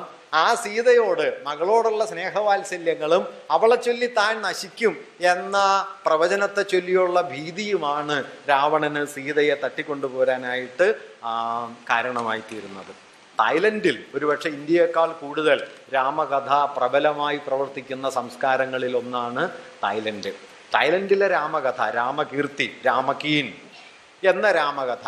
ഈ രാമകഥയുടെ പ്രത്യേകത എന്താണെന്ന് വെച്ചാൽ അതിന് മതപരമായ പ്രാധാന്യമില്ല, അതിന് ഭക്തികാവ്യം എന്ന പരിവേഷമില്ല. അത് മിക്കവാറും യുദ്ധകാവ്യമാണ്. 12ഉം 16ഉം നൂറ്റാണ്ടുകൾക്കിടയിൽ തായ്ലൻഡിലെ രാജാക്കന്മാരുടെ സ്ഥാനപ്പേര് രാമരാജാവ്. ആ രാമരാജാവ് എന്ന സ്ഥാനപ്പേരുള്ള 3 കവികൾ, രാജാക്കന്മാർ തന്നെ എഴുതിയുണ്ടാക്കിയ രാമകഥയാണ് തായ്ലൻഡിലെ സാമൂഹ്യാവിഷ്കാരങ്ങളിൽ, നാടകങ്ങളിൽ, പാവകളിയിൽ, നൃത്തരൂപങ്ങളിൽ ഒക്കെ അതിപ്രബലമായിട്ട് ഇന്നുള്ളത് എന്ന് അദ്ദേഹം പറയുന്നു. ഒപ്പം തന്നെ കാമിൽ ബുൽക്കെ സൂചിപ്പിക്കുന്ന ഒരു കാര്യം, തായ്ലൻഡിലെ ബുദ്ധക്ഷേത്രങ്ങളുടെ ചുമരുകളിൽ ചിത്രീകരിച്ചിട്ടുള്ളത് രാമകഥയാണ്. മതങ്ങളെ അതിവർത്തിച്ച് രാമകഥ പോകുന്നു. ബുദ്ധക്ഷേത്രങ്ങളുടെ ചുമരുകളിൽ രാമകഥ നിർബാധമായി ചിത്രീകരിക്കപ്പെടുന്നു. രാമൻ ഒരു ദൈവാവതാരമല്ലാതാകുന്നു. രാമായണം മതഗ്രന്ഥമല്ലാതാകുന്നു. രാമായണം യുദ്ധഗാഥയായി തീരുന്നു. വീരസാഹസങ്ങളുടെ വലിയ പോരാട്ടങ്ങളുടെ ഒരാവിഷ്കാര രൂപമായിട്ട് രാമായണം മനസ്സിലാക്കപ്പെടുകയും രാമായണം പ്രവർത്തിക്കുകയും ചെയ്യുന്നു. അയോധ്യയിൽ രാമൻ ജനിച്ചു എന്നാണല്ലോ. അതാണല്ലോ ബാബറി മസ്ജിദ് പൊളിച്ചതിൻ്റെ അടിസ്ഥാനം. ഓർക്കാവുന്നൊരു കാര്യം, തായ്ലൻഡിലുണ്ട് അയോധ്യ, തായ്ലൻഡിലുണ്ട് കിഷ്കിന്ധ. അതുകൊണ്ട് അയോധ്യയിലും രാമൻ ജനിച്ചാൽ തായ്ലൻഡിലും ആവാം. തായ്ലൻഡിലും അയോധ്യയുണ്ട്. അയുത്തിയ, കിഷ്കിന്ധ, കിഡ്കിൻ എന്ന പേരിൽ തായ്ലൻഡിലുണ്ട്. രാമായണത്തിലെ മിക്ക സ്ഥലങ്ങളും സന്ദർഭങ്ങളും തായ് ഭാഷയിലുണ്ട്, തായ്ലൻഡിൽ സ്ഥലങ്ങളായിട്ടുണ്ട്. കേസരി ബാലകൃഷ്ണപിള്ള പണ്ട് പറയും, ഒരു ജനത വേറൊരു സ്ഥലത്തേക്ക് കുടിയേറിയാൽ ആദ്യകാലത്ത് തങ്ങൾ വസിച്ചിരുന്ന ദേശത്തിൻ്റെ പേരും തങ്ങളുടെ നാട്ടിലെ നദികളുടെ പേര്, പർവ്വതങ്ങളുടെ പേര്, ഇതൊക്കെ പുതുതായി ചെന്ന് ചേരുന്ന പ്രദേശത്തെ സ്ഥലങ്ങൾക്ക് കൊടുക്കും. അങ്ങനെ പുതിയ സ്ഥലത്തെ പഴയ സ്ഥലത്തിൻ്റെ ഒരു റെപ്ലിക്കയായി, പകർപ്പായി മാറ്റും. അതിനെയാണ് അദ്ദേഹം സ്ഥലചലനം എന്ന് വിളിച്ചത്. സ്ഥലം ചലിക്കുകയല്ല, മനുഷ്യന്മാർ മാറും, എന്നിട്ട് സ്ഥലം മാറിയതായിട്ട് സങ്കല്പിക്കും. അതുകൊണ്ട് കേസരിക്ക് ഒരു വിചിത്രമായ രീതി ഉണ്ടായിരുന്നു. അതുകൊണ്ട് ഈ ഇപ്പൊ കാണുന്ന സ്ഥലങ്ങൾക്ക് പൂർവ്വരൂപങ്ങൾ ഉണ്ടായിരുന്നു എന്ന് പറയും. അപ്പൊ ആദി കേരളം, കേരളം എന്ന് പറയുന്നത് ഇന്നറിയപ്പെടുന്ന കേരളമല്ല, ഇതേ പേരുള്ള ഒരു കേരളം സുമാട്രയിൽ ഉണ്ടായിരുന്നു, അല്ലെങ്കിൽ മെസപ്പട്ടോമിയയിൽ ഉണ്ടായിരുന്നു എന്ന് പറയും. അത് വിശദീകരിക്കും. അങ്ങനെ ഒരു വിശദീകരണ രീതി കേസരിക്കുണ്ട്. 1938-ലോ 40-ലോ അദ്ദേഹം മാതൃഭൂമി ആഴ്ചപ്പതിപ്പിൽ 3 പ്രബന്ധങ്ങൾ തുടർച്ചയായിട്ട് എഴുതി ഈ യുക്തി വെച്ച്. ആദി കേരളം, ആദി കൊങ്കണം, ആദി പരശുരാമൻ. ആദ്യ കേരളം ഇന്നത്തെ കേരളമല്ല, അതുപോലെ ആദ്യത്തെ കൊങ്കൺ ഇന്നത്തെ കൊങ്കൺ അല്ല. പരശുരാമൻ എന്ന് നാം അറിയുന്ന പരശുരാമനല്ല. പരശുരാമൻ മെസോപ്പൊട്ടോമിയയിലാണ് ആദ്യം ജനിച്ചത്, പിന്നെ ഈജിപ്തിലേക്ക് പോയി, അവിടെ നിന്ന് മാറി നമ്മുടെ നാട്ടിലേക്ക് വന്നു എന്നാണ് അദ്ദേഹം വിശദീകരിക്കുന്നത്. ഈ 3 ലേഖനം കഴിഞ്ഞപ്പോൾ അന്നത്തെ പ്രധാനപ്പെട്ട ഹാസ്യ സാഹിത്യകാരനായിരുന്ന എം ഗോവിന്ദൻ നായർ, ഗോവിന്ദൻ നായർ എന്ന് പറഞ്ഞാൽ മന്ത്രിയായ ആളല്ല, നമ്മുടെ സിനിമാ സംവിധായകൻ അരവിന്ദന്റെ പിതാവുണ്ടല്ലോ, പഴയ ഹാസ്യ സാഹിത്യകാരൻ. അദ്ദേഹം ഒരു ലേഖനം അടുത്ത ആഴ്ച മാതൃഭൂമിയിൽ എഴുതി, ആദി ബാലകൃഷ്ണപിള്ള. എന്നിട്ട് ഇതേ ലോജിക്ക് വെച്ചിട്ട് എഴുതി, ആദ്യത്തെ ബാലകൃഷ്ണപിള്ള മെസപ്പൊട്ടോമിയയിലായിരുന്നു, രണ്ടാമത്തെ ബാലകൃഷ്ണപിള്ള ഈജിപ്തിലാണ്, മൂന്നാമത്തെ ബാലകൃഷ്ണപിള്ള ദാ നമ്മുടെ പഞ്ചായത്തിൽ ഇപ്പൊ ലേഖനം എഴുതിക്കൊണ്ടിരിക്കുന്നു എന്ന് കേസരിയുടെ അതേ ലോജിക്കിൽ എഴുതുകയുണ്ടായി. കേസരി അതൊക്കെ സന്തോഷപൂർവ്വം സ്വീകരിച്ചു കേട്ടോ. കേസരിയുടെ ശിഷ്യന്മാരിൽ ഒരാളായിരുന്നു. തിരുവനന്തപുരത്ത് കേസരി സദസ്സ് നടത്തിയിരുന്ന ഘട്ടത്തിൽ അദ്ദേഹത്തിന്റെ സദസ്സിലെ അംഗങ്ങളിൽ ഒരാളായിരുന്നു എം ഗോവിന്ദൻ നായർ. കേസരിയുടെ ചരിത്ര ഗവേഷണം പൊതുവെ ആളുകൾക്ക് ഇഷ്ടായിരുന്നില്ല. കേസരി അതിനെക്കുറിച്ച് പറയുന്നുണ്ട്, എൻ്റെ ചരിത്ര ഗവേഷണം എൻ്റെ സ്വകാര്യ കിറുക്കാണ് എന്നാണ് പൊതുവെ പണ്ഡിതന്മാർ കരുതുന്നത്. എന്നിട്ട് അദ്ദേഹം പറഞ്ഞ വാക്യം, അദൃഷ്ടപൂർവങ്ങളായ കാര്യങ്ങൾ അവതരിപ്പിക്കുന്നവരെ കിറുക്കന്മാർ എന്ന് വിളിക്കുന്ന പതിവ് ചരിത്രത്തിൽ എല്ലാ കാലത്തും ഉള്ളതാണ്. അതുകൊണ്ട് ഈ കിറുക്കെന്ന് പറയുന്നത് ഒരു മോശം കാര്യമല്ല. കിറുക്കെന്ന് പറയുന്നത് ഒരു അസാമാന്യതയുടെ അടയാളാണ്. സാമാന്യതയാണ് ബുദ്ധി, അസാമാന്യതയാണ് കിറുക്ക് എന്ന ഒരു യുക്തി കേസരിക്കുണ്ടായിരുന്നു. അതുകൊണ്ട് അദ്ദേഹം അതിനെയൊക്കെ സന്തോഷപൂർവ്വം കാണുകയും ഇങ്ങനെ വിചിത്രങ്ങളായ ആശയങ്ങൾ അവതരിപ്പിക്കുകയൊക്കെ ചെയ്തിരുന്നു. ഇപ്പം ഈ ഇതിഹാസ പുരുഷന്മാരൊക്കെ ചരിത്ര നായകന്മാരാണെന്നാണ് കേസരി കരുതിയിരുന്നത്. അദ്ദേഹത്തിൻ്റെ പുസ്തകങ്ങളൊക്കെ നോക്കിയാൽ കാണാൻ പറ്റും. ഇപ്പം മഹാവിഷ്ണു ജനിച്ച കൊല്ലം അതെല്ലാം കൃത്യമായിട്ട് പറയും. BC 4014 ജനുവരി 13 മഹാവിഷ്ണു ജനിച്ചത് എന്നൊരു ലേഖനത്തിൽ എഴുതും. അടുത്ത ആഴ്ച എഴുതും, വാസ്തവത്തിൽ ജനുവരി 13 അല്ല, ജനുവരി 17 ഇത് 13 ആയാലും 17 ആയാലും നമുക്കെന്താ, ഇതിങ്ങനെയാണെന്ന് പറയണേ എന്താ തെളിവ്? ഗുപ്തൻ നായർ പറയും, തനിക്ക് തെളിവൊന്നുമില്ലാത്ത കാര്യമാണ് കേസരി പറയണമെങ്കിൽ ഞാൻ കണ്ടുപിടിച്ചിട്ടുണ്ട് എന്നെഴുതും. കേസരി പലയിടത്തും അങ്ങനെ എഴുതും, ഞാൻ കണ്ടുപിടിച്ചിട്ടുണ്ട് എന്ന് എഴുതും. എന്തായാലും കേസരിയുടെ ചരിത്ര ഗവേഷണത്തിൽ ഇമാതിരി പ്രശ്നങ്ങളൊക്കെ ഉണ്ടെങ്കിലും അദ്ദേഹം ഉന്നയിക്കാൻ ശ്രമിച്ച മർമ്മസ്പർശിയായ ചില ചോദ്യങ്ങളുണ്ട് കേട്ടോ. അതെന്താന്ന് വെച്ചാൽ, നിങ്ങൾ ഈ ചരിത്രത്തെ മനസ്സിലാക്കാൻ കൊണ്ട് നടക്കുന്ന യൂറോ കേന്ദ്രിത മാനദണ്ഡങ്ങളാണോ ചരിത്രത്തെ മനസ്സിലാക്കാൻ വേണ്ടത്? അതായിരുന്നു കേസരിയുടെ ചോദ്യം. BC AD എന്ന് നിങ്ങൾ കാലത്തെ വകതിരിക്കുന്നു. 2000 കൊല്ലം മുമ്പാണോ മനുഷ്യവംശം വഴിതിരിഞ്ഞത്? ലക്ഷോപലക്ഷം വർഷങ്ങൾ പിന്നിട്ട ജീവിപരിണാമത്തിന്റെ ചരിത്രം നമ്മുടെ ജീനുകളിൽ പ്രവർത്തിക്കുന്നു, നമ്മുടെ സംസ്കാരത്തിൽ പ്രവർത്തിച്ചുകൊണ്ടിരിക്കുന്നു എന്നിരിക്കെ 2000 കൊല്ലങ്ങൾക്ക് മുമ്പ് വച്ച് നിങ്ങളൊരു വഴിത്തിരിവുണ്ടാക്കുന്നതിനെ എങ്ങനെയാണ് കാണാൻ പറ്റുക? ഹിമയുഗങ്ങളെ നിങ്ങൾ എന്ത് ചെയ്യും? ഹിമയുഗത്തെ നിങ്ങൾ എന്ത് ചെയ്യും? മനുഷ്യവംശത്തിന്റെ കുടിയേറ്റങ്ങളെ നിങ്ങൾ എന്ത് ചെയ്യും?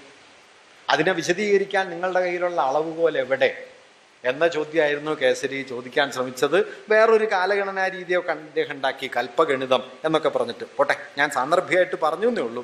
അതുകൊണ്ട് നമ്മൾ രാമായണത്തിൽ കാണുന്ന മിക്കവാറും എല്ലാ കഥാപാത്രങ്ങളെയും സ്ഥലങ്ങളെയും സന്ദർഭങ്ങളെയും നമുക്ക് തായ്ലൻഡിലെ രാമായണത്തിൽ കാണാം. തായ്ലൻഡ് കഴിഞ്ഞാൽ പിന്നെ രാമായണത്തിന് ഏറ്റവും പ്രചാരം കൈവന്ന മറ്റൊരു സമൂഹം ഇന്തോനേഷ്യ നിങ്ങൾക്കറിയാമല്ലോ. ലോകത്തെ ഏറ്റവും കൂടുതൽ മുസ്ലിങ്ങളുള്ള മുസ്ലിം ഭൂരിപക്ഷ പ്രദേശമാണ് ഇന്തോനേഷ്യ. അവിടെയും ഉണ്ട് രാമൻ, അവിടെയുണ്ട് രാമായണൻ. അതുകൊണ്ട് മുസ്ലിങ്ങളെ പുറത്താക്കാനായിട്ട് രാമനെ മുൻനിർത്തി ഒരു പടയോട്ടം നടത്തുമ്പോൾ രാമൻ തന്നെ മുസ്ലിമായിട്ട് ഇന്തോനേഷ്യയിൽ ജീവിച്ചിരിക്കുന്നു എന്നോർക്കുന്നത് അല്പം നല്ലതാണ്. മുസ്ലിങ്ങൾക്കിടയിൽ അവരിലൊരാളായി, അവരുടെ സംസ്കാരത്തിന്റെ ഭാഗമായി രാമൻ ജീവിച്ചിരിക്കും. നിങ്ങൾക്കറിയോ, ഗരുഡൻ എന്ന പേരിൽ ലോകത്ത് ഒരൊറ്റ വിമാന കമ്പനിയുള്ളൂ, അത് ഇന്തോനേഷ്യയുടെ എയർ സർവീസാണ്. ഗരുഡൻ ആകാശത്ത് പറക്കുന്ന ഇന്തോനേഷ്യൻ വിമാനം മാത്രമായിട്ടാണ്. ആ ഇന്തോനേഷ്യ 92% മുസ്ലിങ്ങളുള്ള ഒരു രാജ്യമാണ്. അത് നല്ലതല്ലേ? വളരെ വളരെ നല്ലതാ. കാരണം നമ്മുടേതെന്ന് നാം കരുതുന്നത് ലോകത്ത് ഏതൊക്കെ രൂപത്തിൽ ഭിന്ന ഭിന്ന പ്രകാരങ്ങളിൽ ജീവിക്കുന്നു എന്നറിയുമ്പോൾ മനുഷ്യവംശത്തിന്റെ ഈ കൈമാറ്റം നമ്മെ വിസ്മയപ്പെടുത്തും. ഹിന്ദുക്കൾ അവരുടെ പക്ഷിയായിട്ട് കൊണ്ടു നടന്ന ഗരുഡനെ ഒരു മുസ്ലിം ഭൂരിപക്ഷ രാജ്യം അവരുടെ എയർ സർവീസിന്റെ പേരാക്കി മാറ്റുകയും അവരുടെ പ്രധാന പക്ഷിയായി സങ്കല്പിക്കുകയും ചെയ്യുമ്പോൾ ഈ മതങ്ങൾ എന്നൊക്കെ പറയുന്നത് ചരിത്രത്തിൽ എത്രയോ ചെറിയ കാര്യമാണ് എന്ന് നമുക്ക് ഒരുപക്ഷെ കൂടുതൽ മനസ്സിലാവും. വകതിരിവുണ്ടെങ്കിൽ അങ്ങനെ ഒരു അടിക്കുറിപ്പ് വേണം, വകതിരിവ് വേണം. ഈ വകതിരിവ് നഷ്ടപ്പെട്ടു പോയതുകൊണ്ട് നിങ്ങൾക്ക് ഇത് മനസ്സിലാവില്ല. അതൊരു വലിയ പ്രശ്നമാണ്. വകതിരിവ് വളരെ പ്രധാനപ്പെട്ട ഒരു കാര്യമാണ്. ഇപ്പം രാമായണം കർക്കിടക മാസമാണല്ലോ. വാസ്തവത്തിൽ ഈ കർക്കിടക മാസത്തിലെ രാമായണ പാരായണം മുമ്പേ ഉള്ളതാണെങ്കിലും കർക്കിടക മാസം രാമായണ മാസമായിട്ടൊരു 3 പതിറ്റാണ്ടേ ആയിട്ടുള്ളൂ കേട്ടോ. അല്ലാതെ ആജീവനാന്തം കർക്കിടക മാസം രാമായണ മാസമൊന്നും ആയിരുന്നില്ല. അത് ആസൂത്രിതമായി ഉണ്ടാക്കിയ ഒരു പാരമ്പര്യമാണ് കർക്കിടകൻ രാമായണ മാസമാണ്. ഇന്ത്യയിലെ കേരളത്തിലെ ഒരു മധ്യവർഗ ജാതി വിഭാഗത്തിൽപ്പെട്ടവർ രാമായണം കർക്കിടകത്തിൽ വായിച്ചിരുന്നു. കർക്കിടകം പൊതുവെ കഷ്ടകാലമാണല്ലോ. അപ്പൊ പിന്നെ ദൈവത്തെയൊക്കെ ആലോചിച്ച് ഈ കഷ്ടകാലത്തെ താണ്ടുക. പണ്ട് വിജയൻ മാഷ് പറയും, നരനായി ഇങ്ങനെ ജനിച്ചു ഭൂമിയിൽ നരകവാരുതി നടുവിൽ ഞാൻ, ഈ നരകത്തിൽ നിന്ന് തന്നെ കരകയറ്റിയിടണം എന്നെല്ലാ സന്ധിക്കും പ്രാർത്ഥിച്ചുകൊണ്ടിരുന്നവരാണ് നമ്മൾ. അത് വല്ലാത്തൊരു പ്രാർത്ഥനയാണ്. ഈ ജീവിതം ഒരു നരകമാണെന്നും ഇതിൽ നിന്ന് കരകയറണമെന്നും പ്രാർത്ഥിക്കുക എന്നത് വാസ്തവത്തിൽ ജീവിക്കുന്ന മനുഷ്യർ ചെയ്തുകൂടാത്തൊരു കാര്യമാണ്. എങ്കിലും നമ്മുടെ പ്രാർത്ഥനയിൽ പ്രധാനപ്പെട്ട ഒരു അംശം അതായിരുന്നു. അത് നമ്മുടെ ഒരു വിപരീത യുക്തിയാണ്. കാരണം ഈ ദുരന്തങ്ങളെ നേരിടാനുള്ള ഒരു വഴി ദുരന്തത്തെ അങ്ങോട്ട് നേരിട്ട് സ്വീകരിക്കലാണ്. മനമല്ലൽ കൊതിച്ചു ചെല്ലുകൽ തനിയെ കൈവിടും ഈർഷ്യ ദുർവിധി എന്ന് കുമാരനാശാൻ. മനസ്സ് ദുഃഖം തേടി ചെന്നാൽ പിന്നെ ദുഃഖം ഉണ്ടാവില്ല. ദുഃഖം തേടി ചെന്നാൽ ദുഃഖം ഉണ്ടാവില്ല. ദുഃഖത്തിൽ നിന്ന് ഒഴിഞ്ഞു മാറാൻ നിന്നാൽ ദുഃഖം നിങ്ങളെ തേടി വരും. അതുകൊണ്ട് മനമല്ലൽ കൊതിച്ചു ചെല്ലുകിൽ തനിയെ കൈവിടും ഈർഷ്യ ദുർവിധി. ദുർവിധികളൊക്കെ പുറത്താക്കാനുള്ള ഒരു വഴി ദുർവിധിയെ അങ്ങോട്ട് തേടി ചെല്ലലാണ്. അതുകൊണ്ട് എജി വെൽസ്, വിജയമാഷ് പറയുന്ന ഒരു കാര്യമുണ്ട്. എജി വെൽസിന് കാഴ്ചശക്തി കുറഞ്ഞു വന്ന സമയത്ത് എജി വെൽസ് ചെയ്ത ഒരു കാര്യം കാഴ്ചശക്തിയെക്കുറിച്ച് ഗവേഷണം ആരംഭിച്ചു എന്നാണ്. അപ്പം ഇല്ലാതാവുന്ന കാഴ്ചയെക്കുറിച്ച് ആലോചിച്ചുകൊണ്ടിരിക്കുമ്പോൾ കാഴ്ച ഇല്ലാണ്ടായി എന്നുള്ളത് ഒരു പ്രശ്നമല്ലാണ്ടാവും. ബുദ്ധൻ വാസ്തവത്തിൽ ചെയ്ത കാര്യം അതാണ്. നിങ്ങൾ ഈ ദുഃഖം എന്ന് പറയണത് ഈ ആഗ്രഹങ്ങൾ കൊണ്ടാണ് നിങ്ങൾക്ക് ദുഃഖം ഉണ്ടാവുന്നത്. 4 പരമസത്യങ്ങളാണല്ലോ. ദുഃഖം, ദുഃഖകാരണം, ദുഃഖ നിവാരണം, ദുഃഖ നിവാരണ മാർഗം. എന്താണ് ദുഃഖം? അത് തൃഷ്ണയാണ്. ദുഃഖകാരണം തൃഷ്ണയാണ്. മനുഷ്യ ജീവിതം ദുഃഖമയമാണ്. ദുഃഖകാരണം തൃഷ്ണയാണ്. തൃഷ്ണ ഇല്ലാണ്ടായാൽ ദുഃഖം ഇല്ലാണ്ടാവും. തൃഷ്ണ ഇല്ലാണ്ടാവാൻ, ദുഃഖം ഇല്ലാണ്ടാവാൻ എന്താണ് വഴി? അഷ്ടാംഗമാർഗം. സമ്യക് ജ്ഞാനം, സമ്യക് ആയോഗം, സമ്യക് ആജീവം എന്നിങ്ങനെ പറയും. അതുകൊണ്ട് ദുഃഖം ഒഴിവാക്കൂ, തൃഷ്ണ ഒഴിവാക്കൂ, ദുഃഖം ഒഴിവാകും. അങ്ങനെ പറഞ്ഞപ്പോൾ ആളുകളൊക്കെ സന്തോഷമായിട്ട് കൂടി. ബുദ്ധൻ പറയാത്തൊരു കാര്യമുണ്ട്. നല്ല ബുദ്ധിയുള്ളതുകൊണ്ട് ബുദ്ധൻ പറയാത്തൊരു കാര്യം, നിങ്ങൾ തൃഷ്ണ ഒഴിവാക്കിയാൽ ദുഃഖം ഒഴിവാകുന്നു മാത്രമല്ല, തൃഷ്ണ ഒഴിവാക്കിയാൽ പിന്നെ സുഖവും ഒഴിവാകും എന്നതാണ്. അത് പറഞ്ഞാൽ ആള് കൂടൂല. ആള് കൂടുക ദുഃഖം ഇല്ലാണ്ടാവും എന്ന് പറഞ്ഞാൽ, ദുഃഖം ഇല്ലാണ്ടായപ്പോൾ പക്ഷേ സുഖം ഇല്ലാണ്ടായി. അതായിരുന്നു മധ്യമാർഗം. ആ മാർഗത്തിൽ കുറെ കാലം ആളുകൾ ചരിച്ചു. ബുദ്ധന്റെ വലിയ വലിപ്പം അതൊന്നുമല്ല കേട്ടോ. ഞാനെങ്ങനെയാണ് കാണുന്നത്? ബുദ്ധന്റെ വലിപ്പം കരുണയാണ്. കരുണ എന്നുള്ള ആശയത്തെ നമ്മുടെ ദൈവബോധത്തിൻ്റെയും അധ്യാത്മവിചാരത്തിൻ്റെയും കേന്ദ്രത്തിൽ ഉറപ്പിച്ചു എന്നുള്ളതാണ് ബുദ്ധന്റെ വലിയ മഹത്വം. സാമൂഹികമായിട്ടാണെങ്കിൽ ജാതിയെ പുറത്താക്കാൻ ശ്രമിച്ചു എന്നത്, ആത്മീയതയിൽ കാരുണ്യത്തെയും സമൂഹത്തിൽ ജാതിയെയും, അതിനെയാണ് ബുദ്ധൻ അഭിസംബോധന ചെയ്തത്. ജാതി ഇല്ലാത്തൊരു സമൂഹം, ദൈവബോധം കാരുണ്യമായി പ്രവർത്തിക്കുന്ന ഒരു സമൂഹം, അതിൽ മാത്രമേ ദൈവത്തിന് അർത്ഥം ഉണ്ടാവുള്ളൂ. അതുകൊണ്ടാണ് ശങ്കരാചാര്യരെ പോലെ ഒരാളെ കുറിച്ച് പറയുമ്പോൾ വിവേകാനന്ദൻ പറയുന്നൊരു വാക്യമുണ്ട്. ശങ്കരനെ നോക്കൂ, എന്തൊരു ബുദ്ധി, എന്തൊരു പാണ്ഡിത്യം, എന്തൊരു തർക്കശേഷിയാണ്, പക്ഷെ കാരുണ്യമില്ല. കാരുണ്യമില്ല. കാരുണ്യമില്ലാത്ത ദൈവത്തെ കൊണ്ട് വല്ല കാര്യമുണ്ടോ? ഒരു കാര്യമില്ല കേട്ടോ. കരുണയിലാണ് ദൈവം പ്രവർത്തിക്കുക. അതാ ഗാന്ധിജി പറഞ്ഞത്. ഒറ്റ വാക്കേ ഉള്ളൂ. അത് ബുദ്ധൻ തുടങ്ങി വെച്ച വാക്കാണ്. അരുത്, ഹിംസയോടാ, അരുത്. ഈ അരുതിലാണ് രാമായണം, അരുതിലാണ് ജഗതാനന്ദകാരകൻ, അതിലാണ് വസിക്കുന്നത്. അത് തുടങ്ങിയത് ബുദ്ധനിൽ നിന്നാണ്. അത് വലിയൊരു പാരമ്പര്യമാണ്. ഞാൻ പറയുന്നത് രാമായണം ബുദ്ധകൃതിയല്ല, പക്ഷെ ബൗദ്ധ പാരമ്പര്യം ജന്മം നൽകിയ ഏറ്റവും മഹിതമായ ആശയത്തിനുള്ളിലാണ് ഈ രാമായണത്തിന്റെ ഹൃദയം നിലകൊള്ളുന്നത്. അത് ഹിംസയ്ക്കെതിരായ കരുണയുടെ മഹാസന്ദേശമാണ്. അങ്ങനെയാണത് മനസ്സിലാക്കുമ്പോൾ ഏറ്റവും മഹത്വപൂർണമായി അതിനെ മനസ്സിലാക്കാൻ പറ്റുക. അങ്ങനെ തന്നെ മനസ്സിലാക്കണമെന്ന് വാശിയൊന്നുമില്ല. മറിച്ച് ഈ രാവണന്റെ 10 തല അറുത്ത് കളഞ്ഞ ഒരു പരാക്രമിയാണ് രാമൻ എന്നും ഒരാൾക്ക് മനസ്സിലാക്കാം. നമുക്കൊന്നും ചെയ്യാൻ പറ്റില്ല. ഞാൻ എപ്പോഴും പറയാറുള്ളൊരു കഥ എന്താണെന്ന് വെച്ചാൽ, പണ്ടൊരു അമ്മാവൻ മരുമോനുണ്ടായിരുന്നു. അപ്പോൾ മരുമോൻ ഭയങ്കര തെമ്മാടിയായിരുന്നു. അപ്പം ഈ തെമ്മാടിയായ മരുമോൻ അമ്മാവനുമായിട്ട് ഭയങ്കര ചണ്ടയാണ്. ഒരു ഘട്ടം കഴിഞ്ഞപ്പോൾ ഭാഗവതം വായിക്കാൻ തുടങ്ങി. അപ്പം അമ്മാവന് സന്തോഷമായി. ഭാഗവതം വായിക്കാണല്ലോ, നന്നാവണേൻ്റെ ലക്ഷണം, നന്നാവുന്നല്ലോ. ഭാഗവതം വായിച്ചു കഴിഞ്ഞപ്പോൾ അമ്മാവൻ മരുമോനോട് ചോദിച്ചു, ഭാഗവതം കഴിഞ്ഞു, എന്തു മനസ്സിലായി? അപ്പം മരുമോൻ പറഞ്ഞു, വേണമെങ്കിൽ അമ്മാവനെയും കൊല്ലാം എന്ന് മനസ്സിലായി. അതാ, ഇതൊരു വായനയാണ്. നിങ്ങൾക്ക് അത് തെറ്റാണെന്നൊന്നും പറയാൻ പറ്റില്ല. മഹാഭാഗവതത്തിൽ അങ്ങനെയുണ്ട്. അതുപോലെ രാമായണം എന്നുള്ളത് ഈ കാരുണ്യത്തിന്റെ കവിതയല്ല, അത് രാവണന്റെ ശിരസറുത്തതിന്റെ കഥയാണെന്ന് ഒരാൾ വായിച്ച് മനസ്സിലാക്കിയാൽ നമുക്ക് എന്ത് ചെയ്യാൻ പറ്റും? ഒന്നും ചെയ്യാൻ പറ്റില്ല. പക്ഷെ ആ വായന ഒരു സംസ്കാരത്തെ വിഴുങ്ങാൻ തുടങ്ങുമ്പോൾ നമ്മൾ എഴുന്നേറ്റ് എന്ന് പറയേണ്ടതുണ്ട്, അരുത്. അരുതെന്ന് പറയാനാണ് ഈ സമ്മേളനം ചേർന്നത്. രാമകഥ പറയാനല്ല, ഈ അരുതെന്ന് പറയാൻ വേണ്ടിയിട്ടാണ്. ഇതായിരുന്നല്ലോ ഇതിൻ്റെ ഹൃദയം എന്ന് പറയാൻ വേണ്ടിയിട്ടാണ്. അപ്പം ഞാൻ പറഞ്ഞു വന്നെന്താ വെച്ചാൽ, ഇങ്ങനെ ഭിന്ന പ്രകാരങ്ങളിൽ രാമായണം ജീവിക്കുന്നു. ഇപ്പൊ സന്താളുകളുടെ രാമായണം, ഇന്ത്യയിലെ നാടോടി രാമായണങ്ങളിലൊന്നാണ് സന്താളുകൾ. സന്താൾ നർത്തകർ, ONV-യുടെ വലിയ കവിതയാണല്ലോ, പാടുന്നു സന്താൾ നർത്തകർ. ഈ സന്താളുകളുടെ കഥയിൽ സീത ഇന്നത്തെ നിലക്ക് പറഞ്ഞാൽ അവിശ്വസ്തയായ ഒരു ഭാര്യയാണ്. രാമനോട് കൂറു പുലർത്താതെ ജീവിക്കുന്ന ഒരു സ്ത്രീയുടെ കഥയായിട്ട് സീതയുടെ കഥയെ ആവിഷ്കരിക്കുന്നു. കുമാരനാശാൻ പിന്നെ പറഞ്ഞില്ലേ, അനിയന്ത്രിതമായി ചിലപ്പോഴേ മനമോടാത്ത കുമാർഗമില്ലടോ എന്ന് പറയുന്നല്ലോ. അങ്ങനെ ഉള്ള ഒരു കഥാപാത്രമായിട്ട് സന്താളുകൾ സീതയെ കാണുന്നു. ഞാൻ പറഞ്ഞത്, രാമായണത്തിന്റെ ഭിന്ന വ്യവഹാരങ്ങളിലേക്ക് നോക്കൂ. ഓരോ വ്യവഹാരത്തിലും ഓരോ കഥാപാത്രങ്ങൾ കേന്ദ്രത്തിൽ വരുന്നു. വാൽമീകി രാമായണത്തിൽ രാമൻ കേന്ദ്രത്തിൽ വരുന്നു, രാമചരിതമാനസത്തിലും രാമൻ കേന്ദ്രത്തിൽ വരുന്നു. വിമലസൂലിയുടെ രാമായണത്തിലും തായ് രാമായണത്തിലും രാവണൻ പ്രധാനിയായിത്തീരുന്നു. 64 ശലാകാപുരുഷന്മാരിൽ ഒരാളായിട്ട് ഉയർന്നു വരുന്നു. അയാളുടെ ജന്മപരമ്പരകളുടെ, അയാളുടെ വീരസാഹസങ്ങളുടെ കഥയായിട്ട് ആ വിമലസൂരിയുടെ രാമായണം തായ് രാമായണം മാറുന്നു. കന്നഡ രാമായണത്തിൽ, അത്ഭുത രാമായണത്തിൽ, ശതകാനന്ദ രാവണ കഥയിലൊക്കെ കേന്ദ്ര കഥാപാത്രം രാമനുമല്ല രാവണനുമല്ല, അത് സീതയാണ്. സീതയെ കേന്ദ്രീകരിച്ച് രാമായണം വരുന്നു.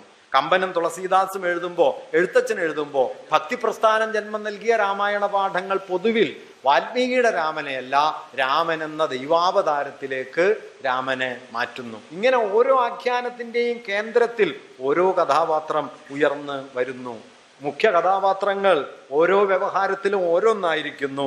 ഒരു സങ്കല്പത്തെ മുറുകെ പിടിക്കുന്ന ഒരാൾക്ക് മിക്കവാറും വെറുപ്പ് തോന്നാവുന്ന മട്ടിൽ മറ്റൊരു സങ്കല്പം പ്രധാനമായിരിക്കുന്നു. നിങ്ങൾ രാമകേന്ദ്രിതമായിട്ടാണ് രാമായണം മനസ്സിലാക്കിയതെങ്കിൽ വിമലസൂരിയുടെ പൗമചര്യം വായിച്ചാൽ നിങ്ങൾക്കതിനോട് വെറുപ്പ് തോന്നും. പക്ഷേ വെറുത്തിട്ട് കാര്യമില്ല. ഇന്ത്യ ജന്മം നൽകിയ രാമായണത്തിൽ പൗമചര്യവുമുണ്ട്, ദശരഥ ജാതകമുണ്ട്, സന്താളുകളുടെ രാമായണമുണ്ട്, ശതകാനന്ദ രാവണ കഥയുണ്ട്, അത്ഭുത രാമായണമുണ്ട്. ഇതിലൊക്കെ ഉണ്ട്. അതുകൊണ്ട് ഒരു സങ്കല്പരാശിയിൽ വിശ്വസിച്ച ഒരാൾക്ക്, ഒരു സങ്കല്പരാശിയിൽ നിലകൊള്ളുന്ന ഒരാൾക്ക് മറ്റൊരു സങ്കല്പരാശി വെറുപ്പോ അങ്ങേയറ്റം അസ്വീകാര്യമോ ആയി തോന്നാവുന്ന മട്ടിൽ ചെതറിയ ഒന്നാണ് രാമകഥയുടെ ഇന്ത്യൻ ജീവിതം, അല്ലെങ്കിൽ അതിൻ്റെ ലോക ജീവിതം എന്ന് പറയാം. അതുകൊണ്ട് രാമായണ പാഠം എന്ന് പറയുന്നത് സുനിശ്ചിതമായ ഒരു ഏകപാഠമായിട്ടല്ല, അനിശ്ചിതമായ പാഠബാഹുല്യങ്ങളായിട്ടാണ് ഇന്ത്യയിൽ പ്രവർത്തിച്ചു കൊണ്ടിരുന്നത്. ഒരുപക്ഷെ ലോകത്തിപ്പോഴും രാമായണം ഇങ്ങനെയൊക്കെ തന്നെ ജീവിക്കുന്നുണ്ട്. ആ ജീവിതകഥ പക്ഷേ കഴിഞ്ഞ ഒരു നൂറ്റാണ്ടിനിടയിൽ നമ്മുടെ രാമായണ ബോധ്യത്തിൽ നിന്ന് പതിയെ പതിയെ പിൻവാങ്ങിയിരിക്കുന്നു. പാണ്ഡിത്യത്തിന്റെ മണ്ഡലത്തിൽ മുമ്പത് നിലനിന്നിരുന്നു. ഞാൻ നേരത്തെ പറഞ്ഞു, കാമിൽ ബുൽക്കെ ഏതാണ്ട് അക്കാഡമിയുടെ പുസ്തകം നോക്കി അറിയാം, ഏതാണ്ട് 1000-ഓളം പേജുകളിൽ അതിവിസ്തൃതമായി ഓരോ കഥാപാത്രങ്ങളും എങ്ങനെ രാമായണങ്ങളിൽ വ്യത്യസ്തമായിരിക്കുന്നു, ഓരോ പ്രദേശങ്ങളിലും രാമായണം ഏത് നിലയിൽ വന്നിരിക്കുന്നു എന്ന് ഒരു ഗവേഷണ പ്രബന്ധത്തിനാകാവുന്ന അത്ര വിശദാംശങ്ങളോടെ അദ്ദേഹം എഴുതി അന്നൊരു അലോസരവും ഉളവാക്കിയില്ല. പക്ഷേ ആ കാമിൽ ബുൽക്കയെ മുൻനിർത്തി 990 രാമാനുജന്റെ 300 രാമായണങ്ങൾ പാഠപുസ്തകത്തിലേക്ക് വന്നപ്പോൾ അത് അങ്ങേയറ്റം അസ്വീകാര്യമായി തീരുകയും അത് പിൻവലിക്കേണ്ട ഒന്നായി തീരുകയും അത് ദേശപാരമ്പര്യത്തെ തമസ്കരിക്കുന്ന അപമാനിക്കുന്ന ഒന്നായി തീരുകയും ദേശപാരമ്പര്യം ഒറ്റക്കല്ലിൽ കൊത്തിയെടുത്ത ഒരേകപാഠമാണ് എന്ന കെട്ടുകഥ വാസ്തവത്തിൽ നമ്മുടെ ജീവിതത്തിൻ്റെ അനന്ത വൈവിധ്യങ്ങളെ വിഴുങ്ങുകയും ചെയ്യുന്ന നിലയിൽ എത്തിയിരിക്കുന്നു. അതുകൊണ്ട് വാസ്തവത്തിൽ രാമായണത്തെ മുൻനിർത്തി നാം ഇന്ന് ചെയ്യേണ്ടുന്ന പ്രധാനപ്പെട്ട 2 കാര്യങ്ങളുണ്ട് എന്നാണ് എനിക്ക് തോന്നുന്നത്. ഒന്ന്, രാമായണത്തെ ഒരു മഹാകാവ്യമായി നിങ്ങൾ സങ്കല്പിച്ചാൽ ആ കാവ്യത്തിൻ്റെ ഹൃദയം എന്താണ് എന്ന ചോദ്യം വീണ്ടും വീണ്ടും ചോദിക്കുകയും അതിൻ്റെ അവസാനത്തെ ഉത്തരം അരുത് എന്നുള്ള ഹിംസയ്ക്കെതിരായ വിലക്കാണെന്ന്, കാരുണ്യത്തിൻ്റെ ഒരു മഹാഗാഥയായിട്ടാണ് രാമായണം നിലനിൽക്കുന്നത് എന്ന് നമ്മുടെ രാമായണ ബോധ്യത്തിൽ അതിനെ ഉറപ്പിച്ചെടുക്കുകയും വേണം. ജഗദാനന്ദകാരകനായ മര്യാദാ പുരുഷോത്തമനായ ഗുണവാനും വീര്യവാനും ധർമ്മിഷ്ഠനും ബലിഷ്ഠനുമായ ഒരുവന്റെ കഥയായി രാമായണ കഥയെ, രാമായണത്തെ മനസ്സിലാക്കേണ്ടതുണ്ട്. ഇതാണ് ഒരു കാര്യം. മറ്റൊന്ന്, രാമായണത്തിൻ്റെ അനന്തഭേദങ്ങൾ ഇന്ത്യയിലും ഇന്ത്യക്ക് പുറത്തും സൗത്ത് ഏഷ്യയിലും ദക്ഷിണേഷ്യയിലുടനീളം നിലനിന്നിരുന്നു എന്നും അവിടെയൊക്കെ അതിപ്പോഴും പ്രവർത്തിച്ചു കൊണ്ടിരിക്കുന്നുണ്ടെന്നും ആ വൈവിധ്യം വാസ്തവത്തിൽ ഇന്ത്യ ജന്മം നൽകിയ ഒരു കഥാതന്തുവിൻ്റെ ലോകവ്യാപനത്തിൻ്റെ കഥയാണ് എന്ന തിരിച്ചറിവോടെ സംസ്കാരത്തിൻ്റെ ഈ വിനിമയശേഷിയിൽ നമ്മൾ കുറെ കൂടി വിനീതരാകേണ്ടതുണ്ട്. നമ്മുടേതെന്ന് നാം കരുതുന്നത് വാസ്തവത്തിൽ നമ്മുടേത് മാത്രമല്ലെന്നും വാസ്തവത്തിൽ മനുഷ്യ ജീവിതം എന്നത് അനന്തവും അവിരാമവുമായ പങ്കുവയ്പ്പുകളുടെ കഥയാണ് എന്നും നാം രാമായണത്തെ മുൻനിർത്തി മനസ്സിലാക്കേണ്ടതുണ്ട്. ജീവിതം എന്ന് പറഞ്ഞാൽ എന്താണ്? അതൊരു പങ്കുവയ്പ്പാണ്, കൂടിക്കലരലാണ്, ഒറ്റക്ക് നിൽക്കലല്ല, മറിച്ച് കൂടിക്കലർന്നുകൊണ്ടേയിരിക്കലാണ്. ഈ കൂടിക്കലരലിനെ നമ്മുടെ ഹൃദയാനുഭവമാക്കി മാറ്റാനുള്ള ഒരു പ്രേരണയായി രാമായണത്തിൻ്റെ ചരിത്ര ജീവിതത്തെ മനസ്സിലാക്കുക എന്നതാണ് രണ്ടാമത്തെ ഒരു കാര്യം. ഈ 2 തത്വങ്ങളിലാണ് രാമായണത്തെ നമുക്ക് ഉറപ്പിക്കാൻ കഴിയുക.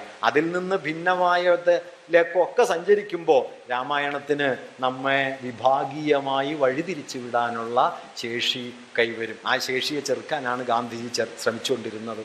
ആ ശേഷിയെ ചെറുക്കാനാണ് എഴുത്തച്ഛൻ പോലും ശ്രമിച്ചത്. എഴുത്തച്ഛൻ പോലും ശ്രമിച്ചത് അതാണ്. എഴുത്തച്ഛനിൽ പോലും നിങ്ങൾക്ക് അന്തിമമായി ഈ ധാർമ്മികതയുടെ ഒരു മൂല്യത്തെ ഉയർത്തിക്കൊണ്ടുവരുന്നത് കാണാൻ പറ്റും. എഴുത്തച്ഛൻ നീതിയെക്കുറിച്ചുള്ള ഒരു ഉത്കണ്ഠയെ അദ്ദേഹം തൻ്റെ കവിതയുടെ ഹൃദയത്തിലേക്ക് കൊണ്ടുവരുന്നത് കാണാൻ പറ്റും. അത് നാം കാണാതിരുന്നുകൂടാ.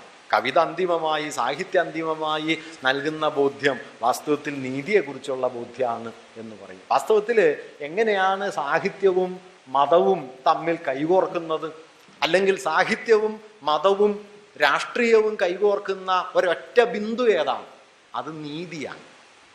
ഏറ്റവും ഉയർന്ന ആത്മീയതയുടെ ലക്ഷ്യം നീതിയാണ്. ഏറ്റവും ഉയർന്ന രാഷ്ട്രീയത്തിൻ്റെ ലക്ഷ്യവും നീതിയാണ്. ഉന്നതമായ മതബോധത്തിൻ്റെ അവസാന പടവ് നീതിയാണ്, നീതിയിലേക്കാണ്. ആ നീതിയാണ് കുമാരനാശാൻ ചിന്താവിഷ്ടയായ സീതയിൽ ആരായാൻ ശ്രമിച്ചത്. ഉണ്ടോ ഈ നീതി? ഈ നീതി ഉണ്ടോ എന്ന വലിയ ചോദ്യം ആശാൻ ഉയർത്തുന്നു. എന്നോട് കാണിച്ചത് ശരിയാണോ? പടുരാക്ഷസ ചക്രവർത്തി എന്നുടൽ മോഹിച്ചത് ഞാൻ പിഴച്ചതോ? എൻ്റെ ഉടൽ മോഹിച്ച രാക്ഷസൻ ഉണ്ടായിരുന്നു, ഞാനാണോ കുറ്റവാളി? നമുക്ക് വലിയൊരു ചോദ്യമാണ് കേട്ടോ. വാസ്തവത്തിൽ ആ ചോദ്യത്തെക്കുറിച്ച് പറയാവുന്നത് 1 നൂറ്റാണ്ടായിട്ട് വളർന്നുകൊണ്ടിരിക്കുന്ന ചോദ്യമാണ്. ഓരോ ദിവസവും വലുതായിക്കൊണ്ടിരിക്കും. കാരണം ഈ നാട്ടിലെ ഏത് പെൺകുട്ടിക്കും എല്ലാ ദിവസവും ചോദിക്കാവുന്ന ചോദ്യമായി അത് മാറി. പടുരാക്ഷസ ചക്രവർത്തി എന്നുടൽ മോഹിച്ചത് ഞാൻ പിഴച്ചതോ? രാമായണത്തിൻ്റെ അവസാന ശ്ലോകമുണ്ട്. ആ ശ്ലോകത്തിലെത്തുമ്പോൾ രാമായണത്തിൻ്റെ അല്ല, ചിന്താവിഷ്ടയായ സീതയുടെ അവസാന ശ്ലോകം, രാമനെ ആശാൻ വിശേഷിപ്പിക്കുന്ന ഒരു വാക്യമുണ്ട്, അനിശയക്ലാന്താസ്യൻ. ഒരുപക്ഷെ മലയാളത്തിൽ എഴുതപ്പെട്ട ഏറ്റവും മഹനീയമായ ശ്ലോകമാണ് കേട്ടോ ചിന്താവിഷ്ടയായ സീതയുടെ അവസാന ശ്ലോകം. വലിയൊരു സംഭവ പരമ്പരയെ ഒരൊറ്റ ശ്ലോകത്തിലേക്ക് ആശാൻ കൂട്ടിച്ചേർക്കുന്നുണ്ട്. വാൽമീകിയുടെ ആശ്രമത്തിൽ നിന്ന് വാൽമീകിയോടൊപ്പം പുറപ്പെട്ട് രാമന്റെ കൊട്ടാരത്തിലെത്തി, സഭാമധ്യത്തിലെത്തി, രാമനെ കണ്ട്, രാമനെ നോക്കി ഭൂമി പിളർന്ന് അന്തർധാനം ചെയ്യുന്ന സീത. ഇത്രയും കാര്യങ്ങൾ മുഴുവൻ ഒറ്റ ശ്ലോകത്തിലുണ്ട്. അത് ആശാന്റെ അസുലഭമായ കാവ്യവൈഭവത്തിന്റെ അടയാളം പോലെ ആ ശ്ലോകം നമുക്ക് മുമ്പിലുണ്ട്. വേണ്ടാ ഖേദമെടോ സഖേ വരികയെന്നോതും മുനീന്ദ്രന്റെ കാൽത്തണ്ടാർ നോക്കി നടന്ന് അധോവദനയായി ചെന്ന സഭാവേദിയിൽ മിണ്ടാതന്തികത്തെത്തി ഒന്നനുശയക്ലാന്താസ്യനാം കാന്തനെ കണ്ടാൾ പൗരസമക്ഷം അന്നിലയിലീ ലോകം വെടിഞ്ഞാൾ സതി. ദുഃഖം വേണ്ട എന്ന് പറയുന്ന വാൽമീകിയുടെ കാൽപ്പാടുകൾ പിന്തുടർന്ന് രാമന്റെ കൊട്ടാരത്തിലെത്തി അനുശയക്ലാന്താസ്യനാം കാന്തനെ, ദുഃഖഭരിതനായ രാമനെ കണ്ടാൽ പൗരസമക്ഷം. രാമനെ കണ്ടിട്ട് സീത കണ്ണീരൊഴുക്കിന്നല്ല, സീത രാമന്റെ കാൽക്കൽ വീണു എന്നല്ല, കല്ലോല മാല ചാർത്തി എന്നല്ല, ആലിംഗനം ചെയ്തു എന്നല്ല. കണ്ടാൽ പൗരസമക്ഷം അന്നിലയിലീ ലോകം വെടിഞ്ഞാൾ സതി. അഭിമാനിനിയായ ഒരു ഭാര്യയ്ക്ക്, ആശാൻ അത് ഉപയോഗിക്കുന്ന വാക്കാണ്, അഭിമാനിനിയാം സ്വകാന്ത. ആശാനാണ് ഒരുപക്ഷെ മലയാളത്തിൽ ആദ്യമായിട്ടൊരു സ്ത്രീയെ അങ്ങനെ വിശേഷിപ്പിച്ചത്, അഭിമാനിനി. ഇനിയും വരാനിരിക്കണ മൂല്യമാണ് കേട്ടോ, അഭിമാനിനി. ഈ അഭിമാനിനിയായ ഒരു സ്ത്രീ താൻ ഇത്രകാലം ജീവിച്ച ജീവിതത്തിന്റെ മഹത്വത്തെ മുഴുവൻ കാൽക്കാശിന്റെ വിലയില്ലാതെ ആട്ടിപ്പുറത്താക്കിയ ഒരു മനുഷ്യന്റെ മുമ്പിലെത്തുന്നു. അവൻ ആ കൊട്ടാരത്തിലെത്തുന്നു, തന്നെ അപവദിച്ച പൗരസമൂഹത്തിന്റെ മുമ്പിലെത്തുന്നു. ആ പൗരസമൂഹത്തെ രാമനെ തല ഉയർത്തി നോക്കുന്നു. കണ്ടാൽ പൗരസമക്ഷം അന്നിലയിൽ ഈ ലോകം വെടിഞ്ഞാൾ. ഈ പൗരസദസ്സിന്റെ മുമ്പിൽ, ഈ പൗരസമൂഹത്തിന്റെ മുമ്പിൽ അഭിമാനമുള്ളൊരു സ്ത്രീക്ക് എന്ത് ചെയ്യാൻ ബാക്കിയുണ്ട് എന്നതിൻ്റെ ഉത്തരം കൂടിയാണ് ആശാന്റെ സീത. പൗരസമക്ഷം അന്നിലയിൽ ഈ ലോകം വെടിഞ്ഞാൾ. അതുകൊണ്ട് സീതാകാവ്യത്തിൽ എത്തുമ്പോഴേക്കും ആശാന്റെ രാമായണത്തിലെ സീത എന്തായി തീർന്നു, രാമായണം എന്തായി തീർന്നു എന്ന് ചോദിച്ചാൽ, രാജാധിപത്യവും പുരുഷാധികാരവും ചേർന്ന് നൂറ്റാണ്ടുകളായി കീഴ്പ്പെടുത്തിക്കൊണ്ടിരുന്ന ഇന്ത്യൻ സ്ത്രീ ജീവിതത്തിന്റെ അഭിമാനബോധത്തിന്റെ ഉയർത്തെഴുന്നേൽപ്പിന്റെ ആദ്യ പടവായി ആശാന്റെ സീതാകാവ്യം മാറുന്നു. നമ്മുടെ രാമായണ ജീവിതത്തിന്റെ അവസാന പടവുകളിൽ ഒന്ന് അവിടെയാണ്. അതുകൊണ്ട് രാമായണം ഒന്നല്ല, രാമായണം ബഹുസഹസ്രങ്ങളായി നമ്മുടെ സംസ്കാരത്തിൻ്റെ ഓരോ സന്ദർഭത്തിലും ഓരോ നിലയിൽ പ്രവർത്തിച്ച് മാപ്പിള രാമായണം വരെയായി നമ്മുടെ ജീവിതത്തിൻ്റെ കീഴ്ത്തട്ടിലേക്കും, വാൽമീകി രാമായണം വരെയായി സംസ്കൃതബദ്ധമായ ഒരു ഏകപാഠരൂപമായി അത് ജീവിതത്തിൻ്റെ സവർണമായ മേൽത്തട്ടിലേക്കും, ഇതിൻ്റെ മധ്യരൂപങ്ങളിൽ പ്രാദേശിക ഭാഷകളിൽ നാനാക്രമങ്ങളിൽ പ്രവർത്തിച്ച് ഒരു ജനതയെ മുഴുവൻ വലയം ചെയ്യുന്ന ഒരു തന്തുവായി, ഒരു സംസ്കാര സഞ്ചയമായി രാമായണം നിലനിൽക്കുന്നു. അത് ഈ ജനതയുടെ സംസ്കാരത്തിൻ്റെ വൈവിധ്യങ്ങളെയും വൈരുദ്ധ്യങ്ങളെയും പല നിലയിൽ ഉൾക്കൊള്ളുന്ന ഒരു പാഠമായിട്ടാണ് നിലനിൽക്കുന്നത് എന്നുള്ള തിരിച്ചറിവാണ് അരുത് എന്ന ആദ്യ വിലക്കിനോട് ചേർന്ന് നിന്ന് നമുക്ക് രാമായണത്തെ മനസ്സിലാക്കുമ്പോൾ ഒന്നാമതായി മനസ്സിലാക്കാൻ കഴിയുക എന്നാണ് ഞാൻ കരുതുന്നത്. നമസ്കാരം.